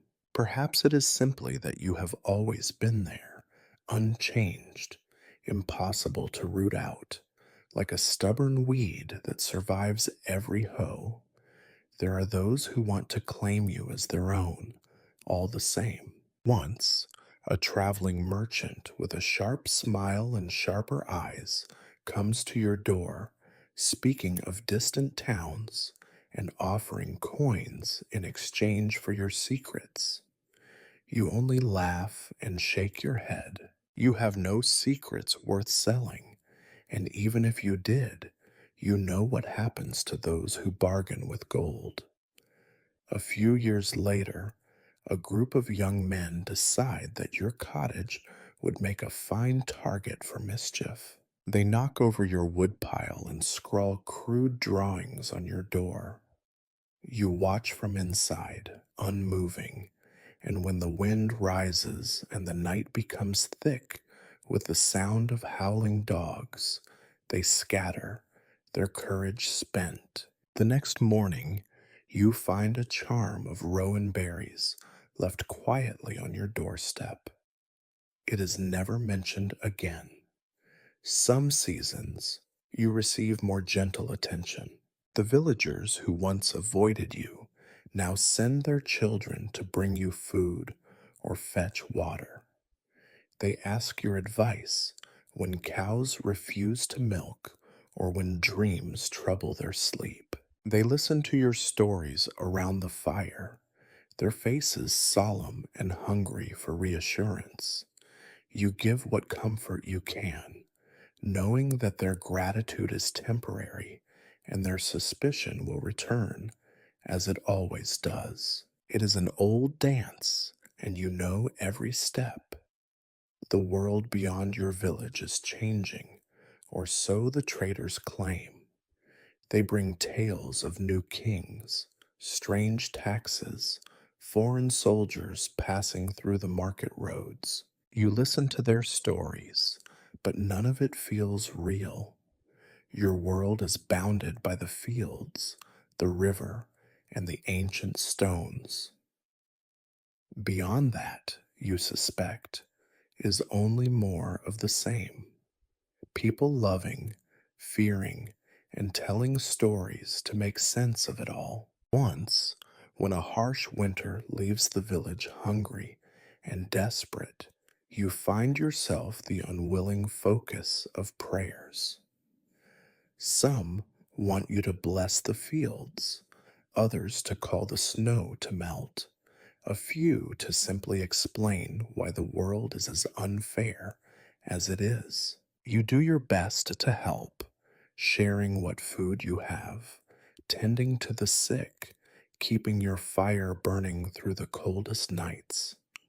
It is not magic, but it is something, and for a little while, that is enough. There are moments, even now, when you consider leaving. You imagine walking away into the forest or down the road to become a ghost in someone else's legend. But each time the urge comes, something holds you back. A sense of unfinished business, perhaps, or a stubborn loyalty to the land that has both cursed and sheltered you. You remember your grandmother's words. Some burdens cannot be shared, but stories, they are lighter for being told. So you stay. Years pass. You watch your neighbors age and die, their children taking their places, each generation learning to fear and then to trust you in their own time. You realize gradually that you have become a symbol, not of hope or fear or even of mystery, but of endurance. The world changes, but you remain a living witness, a reminder that some things, for better or worse, cannot be moved. One spring, you wake to find the door of your cottage smeared with ashes, a crude protection against evil. That night, you light a candle and place it in your window, letting the villagers see you sit by the fire, as unchanged as always. The next day, the ashes are gone, replaced by a posy of violets. You do not belong to them, not really. You are not their witch, their saint, or their scapegoat. You are simply Agrafena, the girl who never ages, who remembers everything, who waits for the world to reveal its next surprise. And sometimes, in the long, quiet evenings, you find yourself amused by it all. If this is eternity, it is far more ordinary and far more peculiar than the stories ever suggested. There are days when even the bracelet seems to sigh with boredom. You feel it, a faint tug of energy at your wrist as you go about your routines, splitting wood, sweeping the floor, stirring soup in the heavy old pot that has served a dozen generations. The world itself seems tired, the seasons repeating with less enthusiasm each year. The fields yield the same crops, the river traces the same path, and the same stories, with only minor embellishments, circulate endlessly from one household to the next. It is not that you dislike routine. In fact, You suspect that without it, you might have drifted into a kind of madness long ago. But there is something quietly maddening about the absolute predictability of eternity. You have known every family in the village, seen every house rise and fall, remembered every quarrel and reconciliation. You know which roof will leak in the spring, which cow will calve late, which child will someday become the old man who curses at the crows from the fence post. There are times when you laugh aloud at the sheer monotony of it all, startling the birds and causing the occasional passerby to cross themselves. It is an odd feeling to be a fixture in the village and yet somehow outside it, part of everyone's daily landscape, but as inanimate as the old stones by the crossroads. You start recording everything, not just births and deaths, but trivialities. How many eggs the hens lay each week, which mushrooms appear first after the rain, what day the frogs begin to croak in the marsh. Your notebooks fill with the minutiae of village life, recipes, jokes, weather, quarrels, harvest tallies. You treat the world as a historian would, though you suspect no one will ever read these pages but you. The act of writing is its own comfort, a small rebellion against sameness. You develop rituals to stave off the sense of endless repetition. On the first day of each season, you walk the perimeter of the village, touching each stone and tree that marks its boundary. You make new maps of the fields, even when nothing has changed but the angle of the sun. You braid your hair differently every month just to see if anyone will notice. They never do. Once, in a fit of wildness, you paint the shutters of your cottage blue using dye traded from a passing merchant. The color is so out of place amid the usual browns and grays that for weeks people detour around your house, muttering about omens. Eventually, they become used to it, and the blue fades to the same battered, weathered look as everything else. Even rebellion, it seems, is subject to the erosion of time. At night, when the chores are done and the world is silent except for the creaking of the roof beams, you allow yourself to think bigger thoughts. You try to remember the early days, the excitement you once felt, the terror, the aching hope that there was a reason behind the bracelet and its stubborn grip on your life. But those feelings have worn thin, rubbed smooth by years of sameness. Now, eternity feels less like a riddle to solve and more like a dull ache, a tooth that will neither heal nor fall out. You wonder if the bracelet has a purpose at all, or if you are simply the punchline of some cosmic joke. It is easy to imagine a bored, ancient god setting you down in this village and forgetting all about you, too busy causing plagues and moving kings around to remember the lonely girl at the edge of the map. The people around you become shadows of those you once knew, their faces blurring into archetypes. The suspicious old woman, the boastful young man, the child who wants to know everything, the mother who pretends not to believe in curses, but never lets her children near your door. Only rarely does someone surprise you, a neighbor who invents a new kind of bread, a child who dares to ask about the world beyond the fields, a stranger who weeps at your table for reasons neither of you can explain. You cling to these moments, however small. Each surprise is a reminder that time, though mostly circular, sometimes loops in unexpected ways. There are darker spells too, days when the sameness becomes suffocating, when the weight of so many memories crowds out the present. On these days, you feel as if you are dissolving, becoming as insubstantial as a ghost. You retreat to the forest, seeking out the oldest stones and the secret hollows where wildflowers bloom even in winter.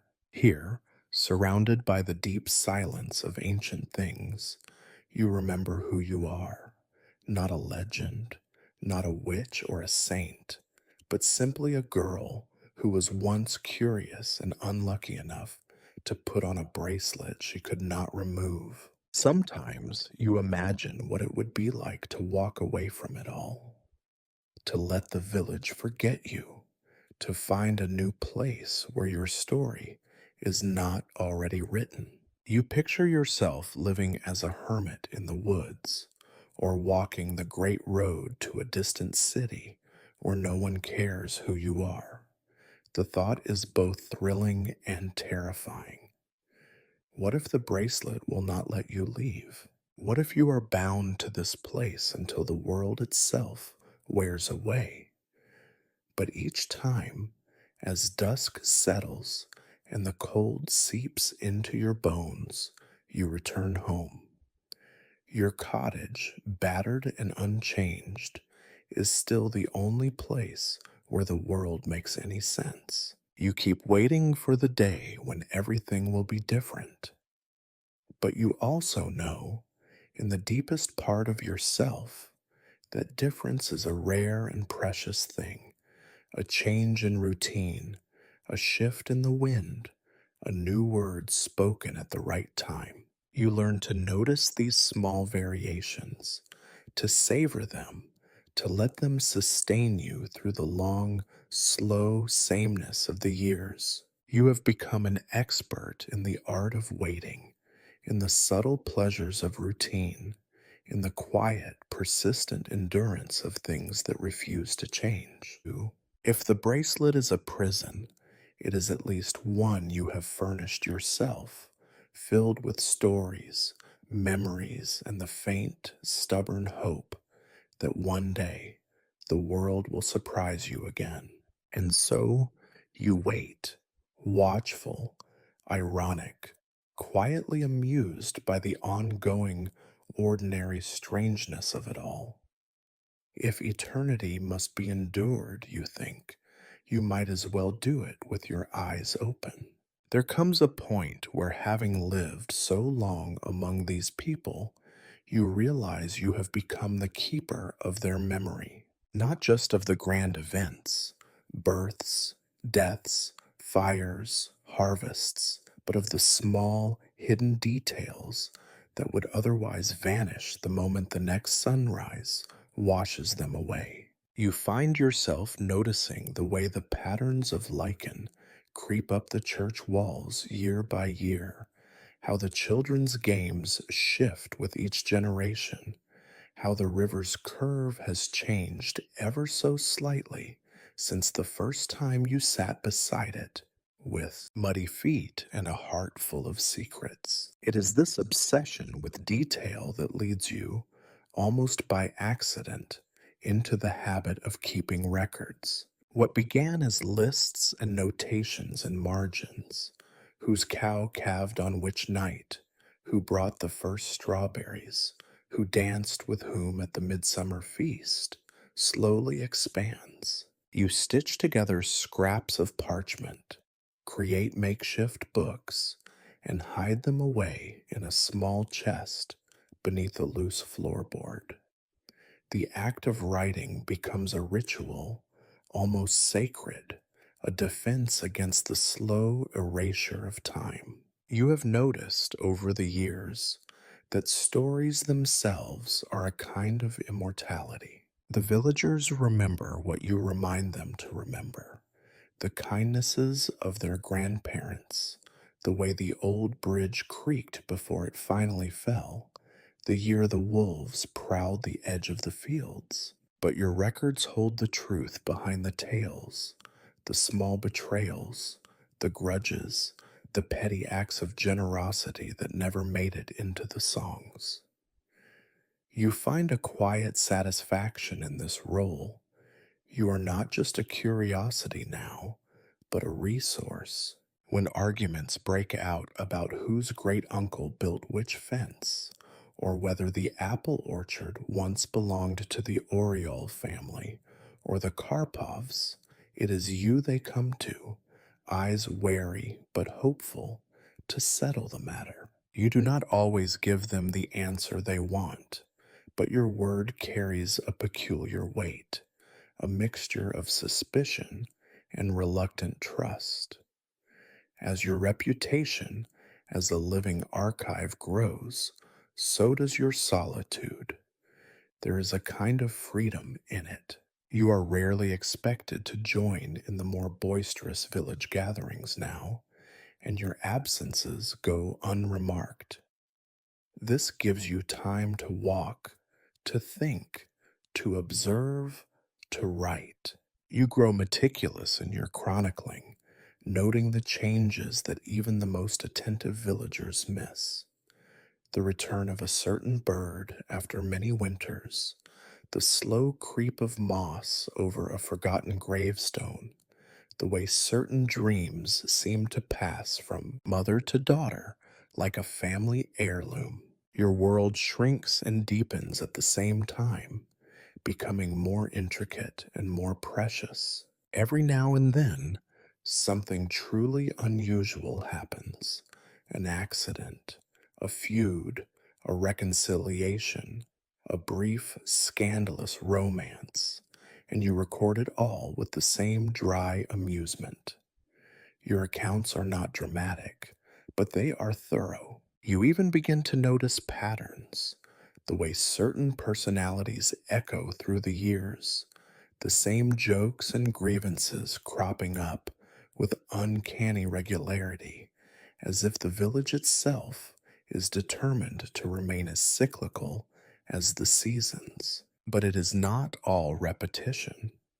Sometimes there are moments of true unsettling novelty. You catch sight of a red fox in broad daylight, bold as any house cat, or witness a stranger in foreign clothes stop by the river and pray in a tongue you do not know. Once, during a storm, a bolt of lightning splits the oldest oak, and the next day, the children find a small cache of coins beneath its roots. You record these events with a sense of gratitude, savoring each reminder that the world, for all its routine, is still capable of surprise. You also begin to write about yourself, though with less clarity and certainty than you give to the village. It is not easy, after so many years, to know where your own story begins or ends. You record your thoughts on the bracelet, its weight and warmth, its silent company through the decades. You wonder about its origin, its intention, and the price it has exacted from you. Sometimes you attempt to write letters to whoever, if anyone, might read these records in the future. You imagine a girl like yourself, many years from now, finding your notebooks and wondering at the life you led. Some evenings, when the candle burns low and the world outside is nothing but wind and darkness, you revisit your oldest notes. You laugh at the solemnity of your younger self, the fierce determination to find meaning in every event, the secret hope that some pattern would emerge and set you free. Now you know better. Patterns are a comfort, not a promise, meaning, if it exists at all, is always constructed in hindsight. Yet there is solace in the act of keeping the record, even if the meaning is elusive. Your notes are a hedge against forgetfulness, a small rebellion against the slow, grinding loss that time inflicts on all things. One spring, you catch a fever. It is not the first time you have felt unwell, but this time the feeling is different, more a weariness than a sickness. You find yourself lying in bed, staring at the ceiling, listening to the distant sound of geese returning from the south. The villagers send soup and flowers, unsure what to make of your illness. Some are quietly hopeful, as if your suffering means you are finally becoming mortal again. Others worry, fearing what might happen if their legend vanishes. But after a few days, you recover, as you always do. The bracelet, warm and steady, seems to pulse with quiet satisfaction. You are reminded, not for the first time, that you are not simply a chronicler of the village, but its most stubborn survivor. When you are well enough, you return to your routines, grateful for the simple blessing of movement, of light, of the unremarkable ordinary days. You make new notes, write new stories, and tell yourself that even if nothing ever truly changes, there is value in the telling. Perhaps you think that is the best you can hope for: to remember, to record, to endure, to find a kind of dignity in the small acts of noticing, in the patient gathering of memory. And so, each night, you close your notebooks, blow out the candle, and wait for the world to begin again in the morning, always the same, always different, always worth watching. As you move through the days, recording, observing, and waiting, you begin to notice subtle changes in the way the bracelet behaves. Most of the time, it is an inert presence, a golden ring around your wrist, cool and heavy, catching the light in the same way year after year. But sometimes, particularly in the deepest hours of night, it becomes something more. It starts with a prickling sensation just beneath your skin, as if 1,000 tiny needles are dancing in time with your pulse. At first, you dismiss it as nerves or the onset of some long awaited malady. But then, one night, the sensation intensifies. You wake to find the bracelet so warm it almost burns, and for a moment you are convinced that it will finally, mercifully, sear itself off your arm. It does not. Instead, the heat fades, replaced by a faint humming, almost like the buzzing of a trapped fly, except it is deep within your bones.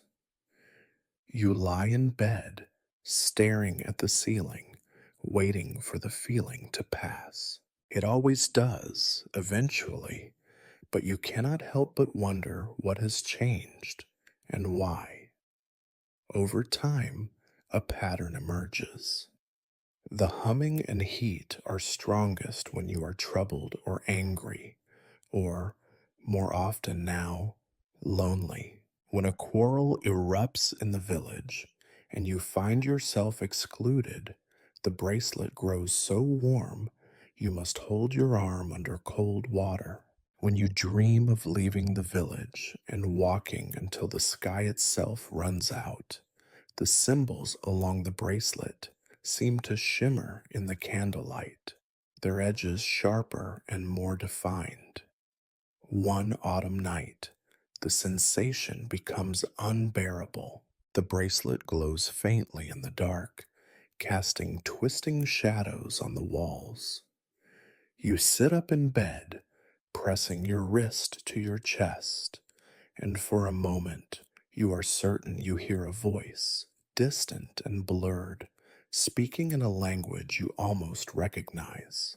The words vanish before you can grasp them, leaving you with nothing but the echo and a sense of loss so sharp it makes your eyes sting. The next morning, you find a faint mark on your skin where the bracelet rests, an imprint of the strange, shifting symbols. You try to wash it away, but it fades on its own before noon, leaving you to wonder if you dreamed the whole thing. For the first time in many years, you are afraid, not of the villagers, not of eternity, but of the thing you carry. It is not merely a piece of jewelry, nor even a passive curse. It is, you begin to suspect, something alive. You become more attentive, recording each incident in your notebook. The bracelet burns when there is anger or grief in the house. It cools when you find a moment of peace. Sometimes it vibrates gently when you stand at the edge of the woods, as if responding to some unseen force within the trees. At other times, it seems to pulse in time with the tolling of the church bell, as if marking the passage of hours in its own language. You remember the words of the Zenakari all those years ago. It has chosen you, or something else has, through it. You wonder now if you are not the only one observing. Perhaps the bracelet is a watcher too, a silent participant in your life, taking note of your moods, your choices, your secrets. Perhaps you are not wearing it at all, but carrying it inside you, an invisible thread tying you to the village, to the past, to something you cannot name. When you try to speak of this to anyone, you find yourself unable. The words dry up in your mouth or else come out sounding foolish. Your role in the village is too well established. You are the chronicler, the constant, the living memory. There is no space for panic, no patience for fear. Instead, you confide in your records. Your notebook pages fill with observations and questions. Sometimes, in the quietest hours, you address the bracelet itself. What do you want from me? Are you a promise, a punishment, a guardian, or a jailer? Is there an end to this? There are no answers, only the soft gleam of gold, the occasional hum, the marks that come and go with your mood. You try to imagine what would happen if you yielded to the bracelet's restlessness. Would it unlock something? Would it let you go? Or would it tighten its hold until you were nothing but another story in the village, a name attached to a cautionary tale? One night, as a storm rattles the windows and the fire dies low, you feel the bracelet pulsing in time with your heartbeat, strong, insistent, alive. On an impulse, you lay your palm over it and close your eyes. In the darkness behind your eyelids, you see images, a circle of standing stones beneath a sky full of unfamiliar stars, a face that could be your own, older and wiser and sadder, the river running backward, carrying voices with it. You open your eyes, gasping. The bracelet is cold once more, and the images scatter like dust in the wind. You write down everything you remember, careful not to miss a detail. As you do, you feel a sense of calm, as if you have completed a task you were set a long time ago. Still, the bracelet does not release you. Its patterns remain, inscrutable and eternal, but you sense that you are getting closer to some kind of understanding. Not an answer, those, you have learned, are rare, but a sense of meaning, the knowledge that your endurance is not entirely without purpose. You begin to look at your life differently. Every day is still much the same. Every season circles back to its beginning, but you watch for the moments when the bracelet reacts. The way it hums when you help a stranger, the faint glow when you sit with a grieving widow, the quiet stillness when you choose patience over anger. You wonder if this is its lesson, not to free you, not to punish you, but to teach you how to endure with grace, to pay attention, to become, if nothing else, a witness to the quiet miracles and small tragedies of an ordinary world. As winter approaches and the fields grow quiet under the weight of frost, you write a new note in your records. The bracelet is not just mine. I am perhaps its keeper. It is alive, or near enough to alive, and it asks only that I watch and wait, that I remember. For how long? As long as it takes, I suppose. For the first time in many years, you feel a sense of peace, not happiness, not quite, but a kind of acceptance. Whatever the bracelet's secret is, you will bear it. After all, you have borne everything else. And so, as the world outside sleeps beneath its blanket of snow, you continue, observing, recording, enduring, waiting for the day when the bracelet will reveal its purpose, or perhaps simply for the day when you no longer need to ask. By now, you have become something of a monument, as solid and inscrutable as the old stones bordering the fields. Yet, for all your careful recording and cautious endurance, even a monument can feel the tremors of the world shifting beneath its foundations. The village is restless again. It happens every few years when too many crops fail, or when rumors of bandits and distant wars drift in on the wind. This time, it is all at once, a spring of late frosts and ruined seedlings, a summer where every thunderstorm seems a little too close, a trio of strangers seen on the road just before a pair of goats vanish. The villagers grumble and argue more than usual. Suspicion, you know, is the first offense of the powerless. Your role in these cycles has always been ambiguous. Some see you as a comfort, a relic of stability, others as the source of their bad luck. Both expectations are equally unreasonable, but you have learned to accept them with the same bland composure you offer everything else. You keep your head down, help with whatever needs doing, and stay out of the way when tempers flare. But this time, the sense of unease is stronger. The priest's sermons grow darker, his eyes searching the faces in the pews as if looking for signs of betrayal or blasphemy. The men gather after dusk in tight, whispering knots. You notice children peering in your windows at night and mothers pulling them away by daylight. Even the animals seem nervous.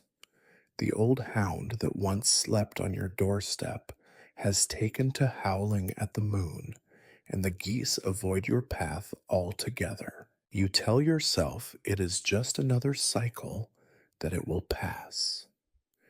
Yet you feel the bracelet stirring more than ever, as if it too can sense the tension in the air. Some nights it is hot against your skin, other nights it vibrates faintly, as though echoing distant footsteps or muffled voices. Once, When you attend to a sick neighbor, the bracelet glows so brightly you must hide your arm beneath a blanket, afraid that even this small miracle will be mistaken for a threat. When disaster finally comes, it is almost a relief. A band of raiders, ragged and desperate, sweeps through the region. They do not linger long in your village, but they leave enough chaos behind: trampled fields, a burned barn, one man wounded, a few animals stolen. The fear left in their wake is harder to heal than any physical injury.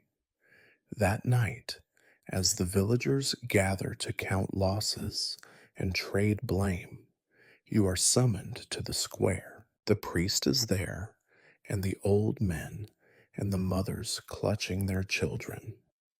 They do not accuse you, not directly, but you hear your name whispered at the edges of the crowd. You are the one who does not change, who does not suffer, who watches as others lose everything. Someone, braver or more desperate than the rest, finally speaks. Agrafena, what do you see? Do you know when things will get better? Do you know who will be next? It is not a question meant for answering, but you answer anyway, because after all these years you have learned the value of honesty, even when it is useless. I see what you see, you say, your voice even. I feel what you feel. I am no different from you, except that I remember longer. I am not the cause of your troubles. I am just here. Some nod, some turn away. The crowd disperses.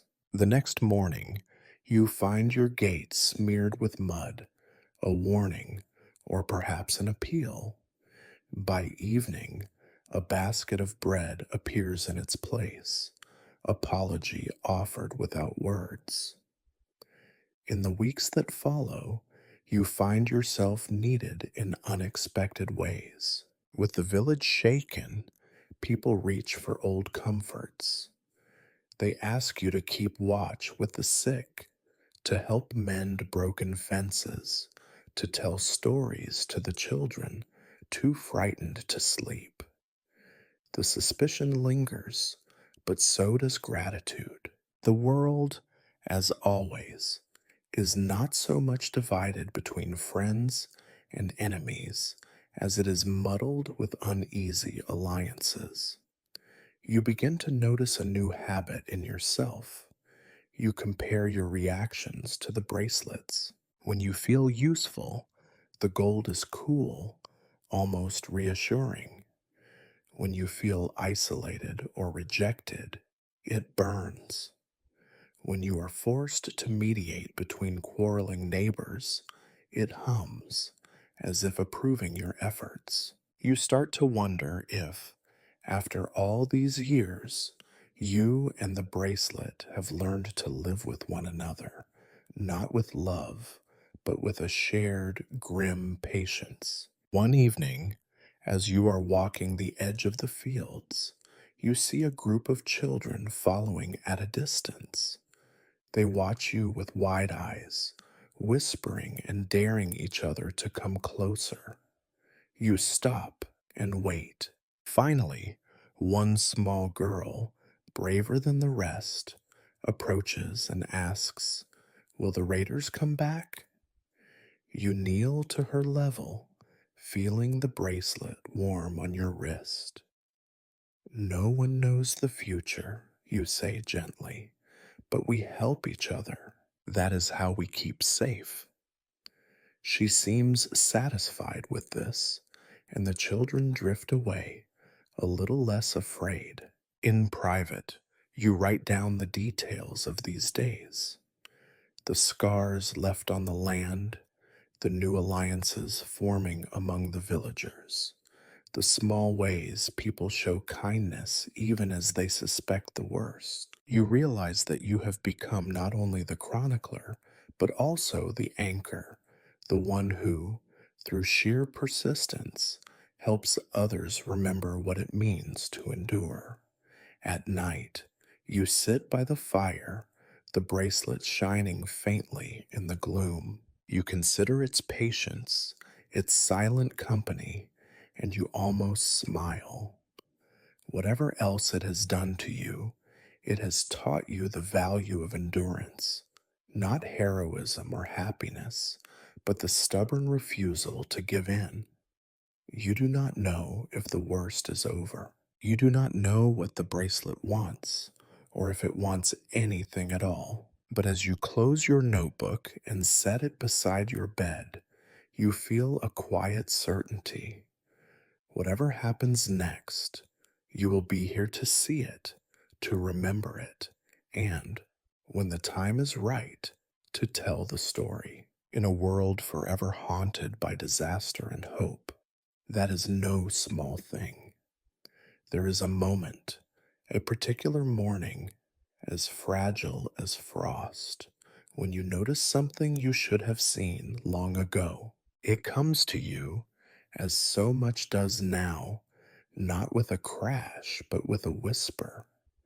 The pattern scratched into the wall of your cottage, half hidden behind a shelf you have not moved in years. You are sweeping, as always, clearing away dust and the last of the winter's cobwebs, when your broom catches the shelf's edge. A bundle of old rags topples to the floor, and there, revealed beneath the weak sunlight, is a carving, symbols you do not recognize at first, looping and curling in a way that makes your skin prickle. They are not quite like the ones on your bracelet, but close enough to make your heart stumble. You crouch, tracing the lines with one cautious finger. At first, you wonder if a child carved them, a game or a mischief, perhaps. But the deeper you look, the less likely that seems. The symbols are deliberate, purposeful, and old. You brush away more dust, and the pattern lengthens, vanishes behind the next board. You realize you must have lived beside this secret for decades, possibly for as long as you have worn the bracelet, never seeing it until now. That night, you lie awake, listening to the rain drip from the eaves, your mind turning the discovery over and over. You consider what you know of such things, what little you have gathered from travelers, old women's tales, scraps of manuscripts pressed into your hands in the market. Symbols carved in secret places mean many things: protection, invitation, remembrance. But more than anything, they are a claim, a sign that something has chosen this spot, or someone in it, for reasons outside the world's ordinary logic. You wonder who carved these marks, and when. Was it your grandmother, whose silences always seemed too heavy for one lifetime? Someone who lived here before her, or before memory itself? The idea that the cottage itself is part of the spell is strangely comforting and frightening at once. It is not only you who endures, the walls have been watching as well. You try to copy the symbols in your notebook, but they blur beneath your pen. You have the uneasy sense that they resist being recorded, like dreams that fade on waking, or old wounds that refuse to scar. In the end, you sit in front of the wall, watching as the pattern emerges and recedes in the shifting light, and you whisper the few words you remember from the old prayers. Not out of fear, not out of hope, but as a way of saying, I see you now. The days grow long. The village just enters one of its rare golden stretches. Few quarrels, good harvest, weddings, and laughter. Even the priest, still sharp eyed and wary, offers you a brief nod as you pass in the lane. But you are restless, unable to shake the feeling that the pattern on your wall is the answer to a question you have not yet learned to ask. So you begin to watch the house itself as you once watched the villagers hunting for clues. You study the way the beams cross above your head, the worn places on the floor where generations have knelt to pray or to grieve. You search for more marks and find them faint, nearly erased by years of footsteps at the threshold, on the window lintel, behind the old stove. The whole cottage is ringed with them, as if someone meant to keep something in or out. The bracelet, meanwhile, responds to your discovery in its own subtle way. It is never entirely still now, never simply cold or warm, but alive, pulsing in time with your thoughts. Some evenings, as you sit by the fire and stare at the wall, you feel it humming with energy, so intense you almost expect the symbols to glow. It occurs to you, not for the first time, that your story and the villages are so tangled together that they cannot be separated. The house, the bracelet, the stones at the village's edge, they are all part of the same old magic, older than your grandmother, older than the village itself. A web of meaning and protection, and yes, perhaps captivity, spun by hands long gone. One evening, as the sun slips behind the trees, you speak aloud to the house for the first time. Why me? You ask, though you do not expect an answer. What do you want? For a long moment, there is only the crackle of the fire. Then, as if in reply, a breeze stirs the dust on the floor, lifting a single scrap of parchment you had forgotten, a page from your first notebook, where years ago you wrote, "Perhaps I am not meant to escape, but to remember. Perhaps that is enough." You smile at your own words. The world, you realize, is a circle, always bringing you back to the beginning. The point is not to break free, but to endure, to observe, to bear witness. The house, the bracelet, the whole tangled web, they are all simply reminders that stories only matter if someone is left to tell them. In the following weeks, you find yourself less anxious. You welcome visitors, comfort the grieving, mend fences both literal and figurative. You tend your fire, feed the old hound who has returned to sleep on your step, and write in your notebooks with a steadier hand. The marks on the wall are no longer just a mystery or a warning. They are part of the architecture of your life, a secret you share with the silent, watching house.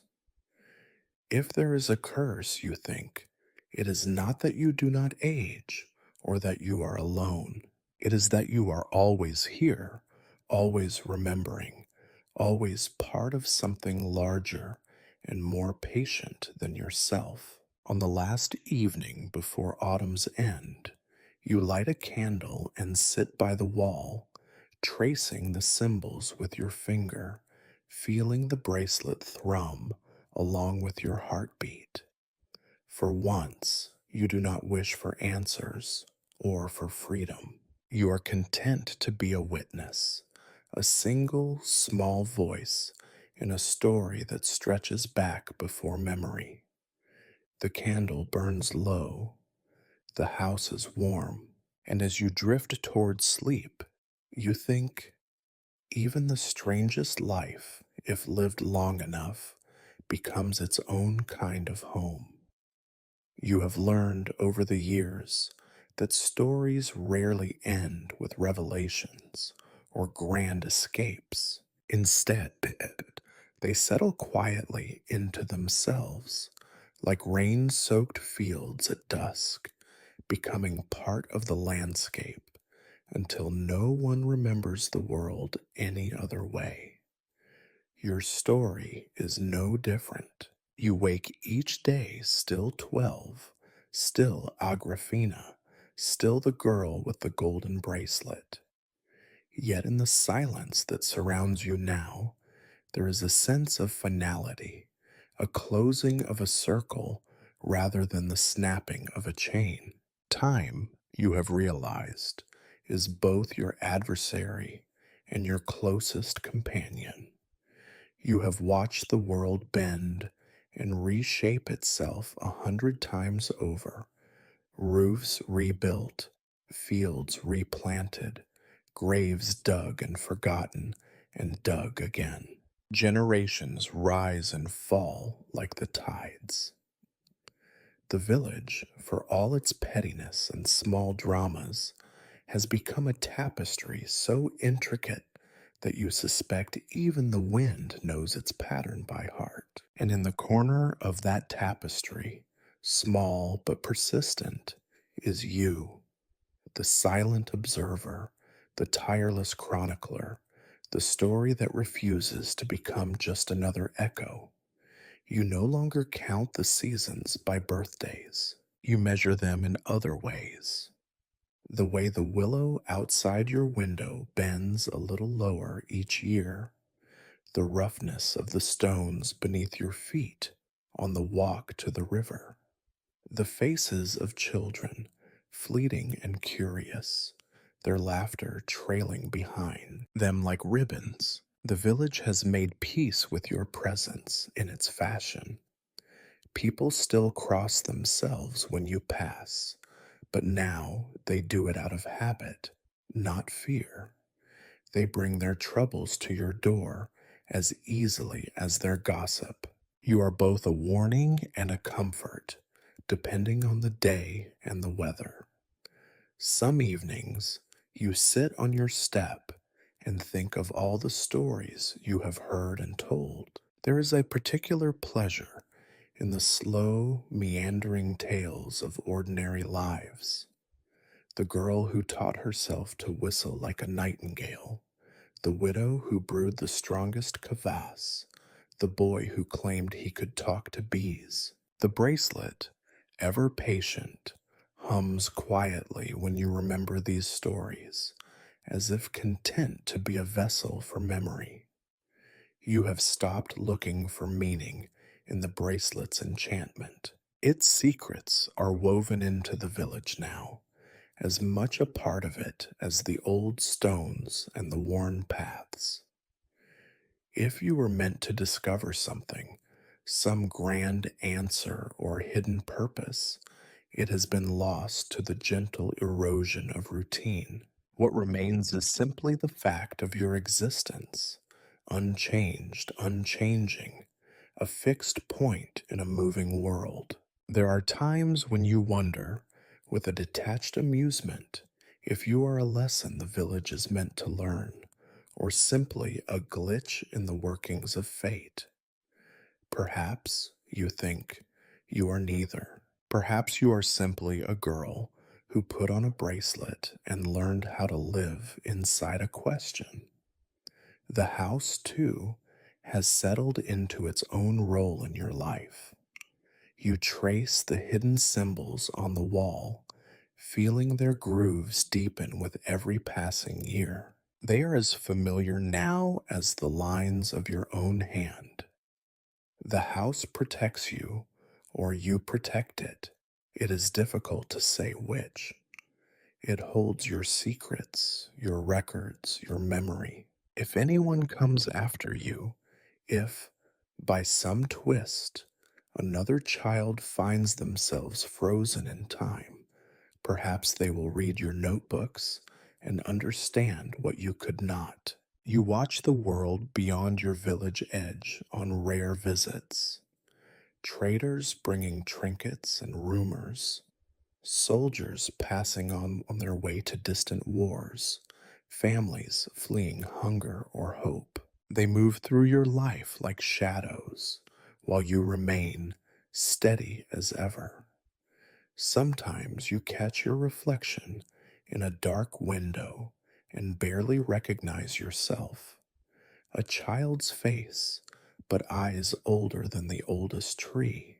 You have long since made peace with the fact that you will not grow old. Your body remains unmarked by years, but your mind is lined with the memory of every birth, every loss, every small kindness. You have learned that eternity is not a gift or a curse. It is a kind of weather to be endured or enjoyed, depending on your mood. Sometimes, late at night, you imagine what might have been if you had never found the bracelet. Would you have grown up, grown old, vanished into the unremarkable dust of the world? Or would the village have invented someone like you anyway, a symbol to explain the inexplicable? You find that the question no longer matters. Your life, for all its strangeness, is just another thread in the fabric of things. You watch as another generation of children grow bold enough to visit you for stories. You show them your notebooks, tell them the old tales, sometimes embroidered with the truth, sometimes softened by forgetting. They listen, wide eyed, not sure whether to believe. When they leave, they laugh and run, and you watch their shadows stretch across the grass longer than your own. The bracelet is warm on your wrist as you close your last notebook for the evening. The symbols on its surface shimmer in the candlelight, inscrutable as always, and you wonder, not for the first time, if they are watching you back. You whisper, as you do every night, a small good night to the house, to the past, to whatever quiet magic has tied you here. You have no need for answers now. The question is enough. Outside, the world turns, the fields rest, the river runs, the village sleeps, and you, Agrafena, remain a girl at the heart of an old, old story. Witness and keeper, watcher of seasons, teller of tales, not searching for freedom, nor for the end, but at peace with the slow mystery of it all. Whatever waits beyond, if anything waits at all, it can wait a little longer.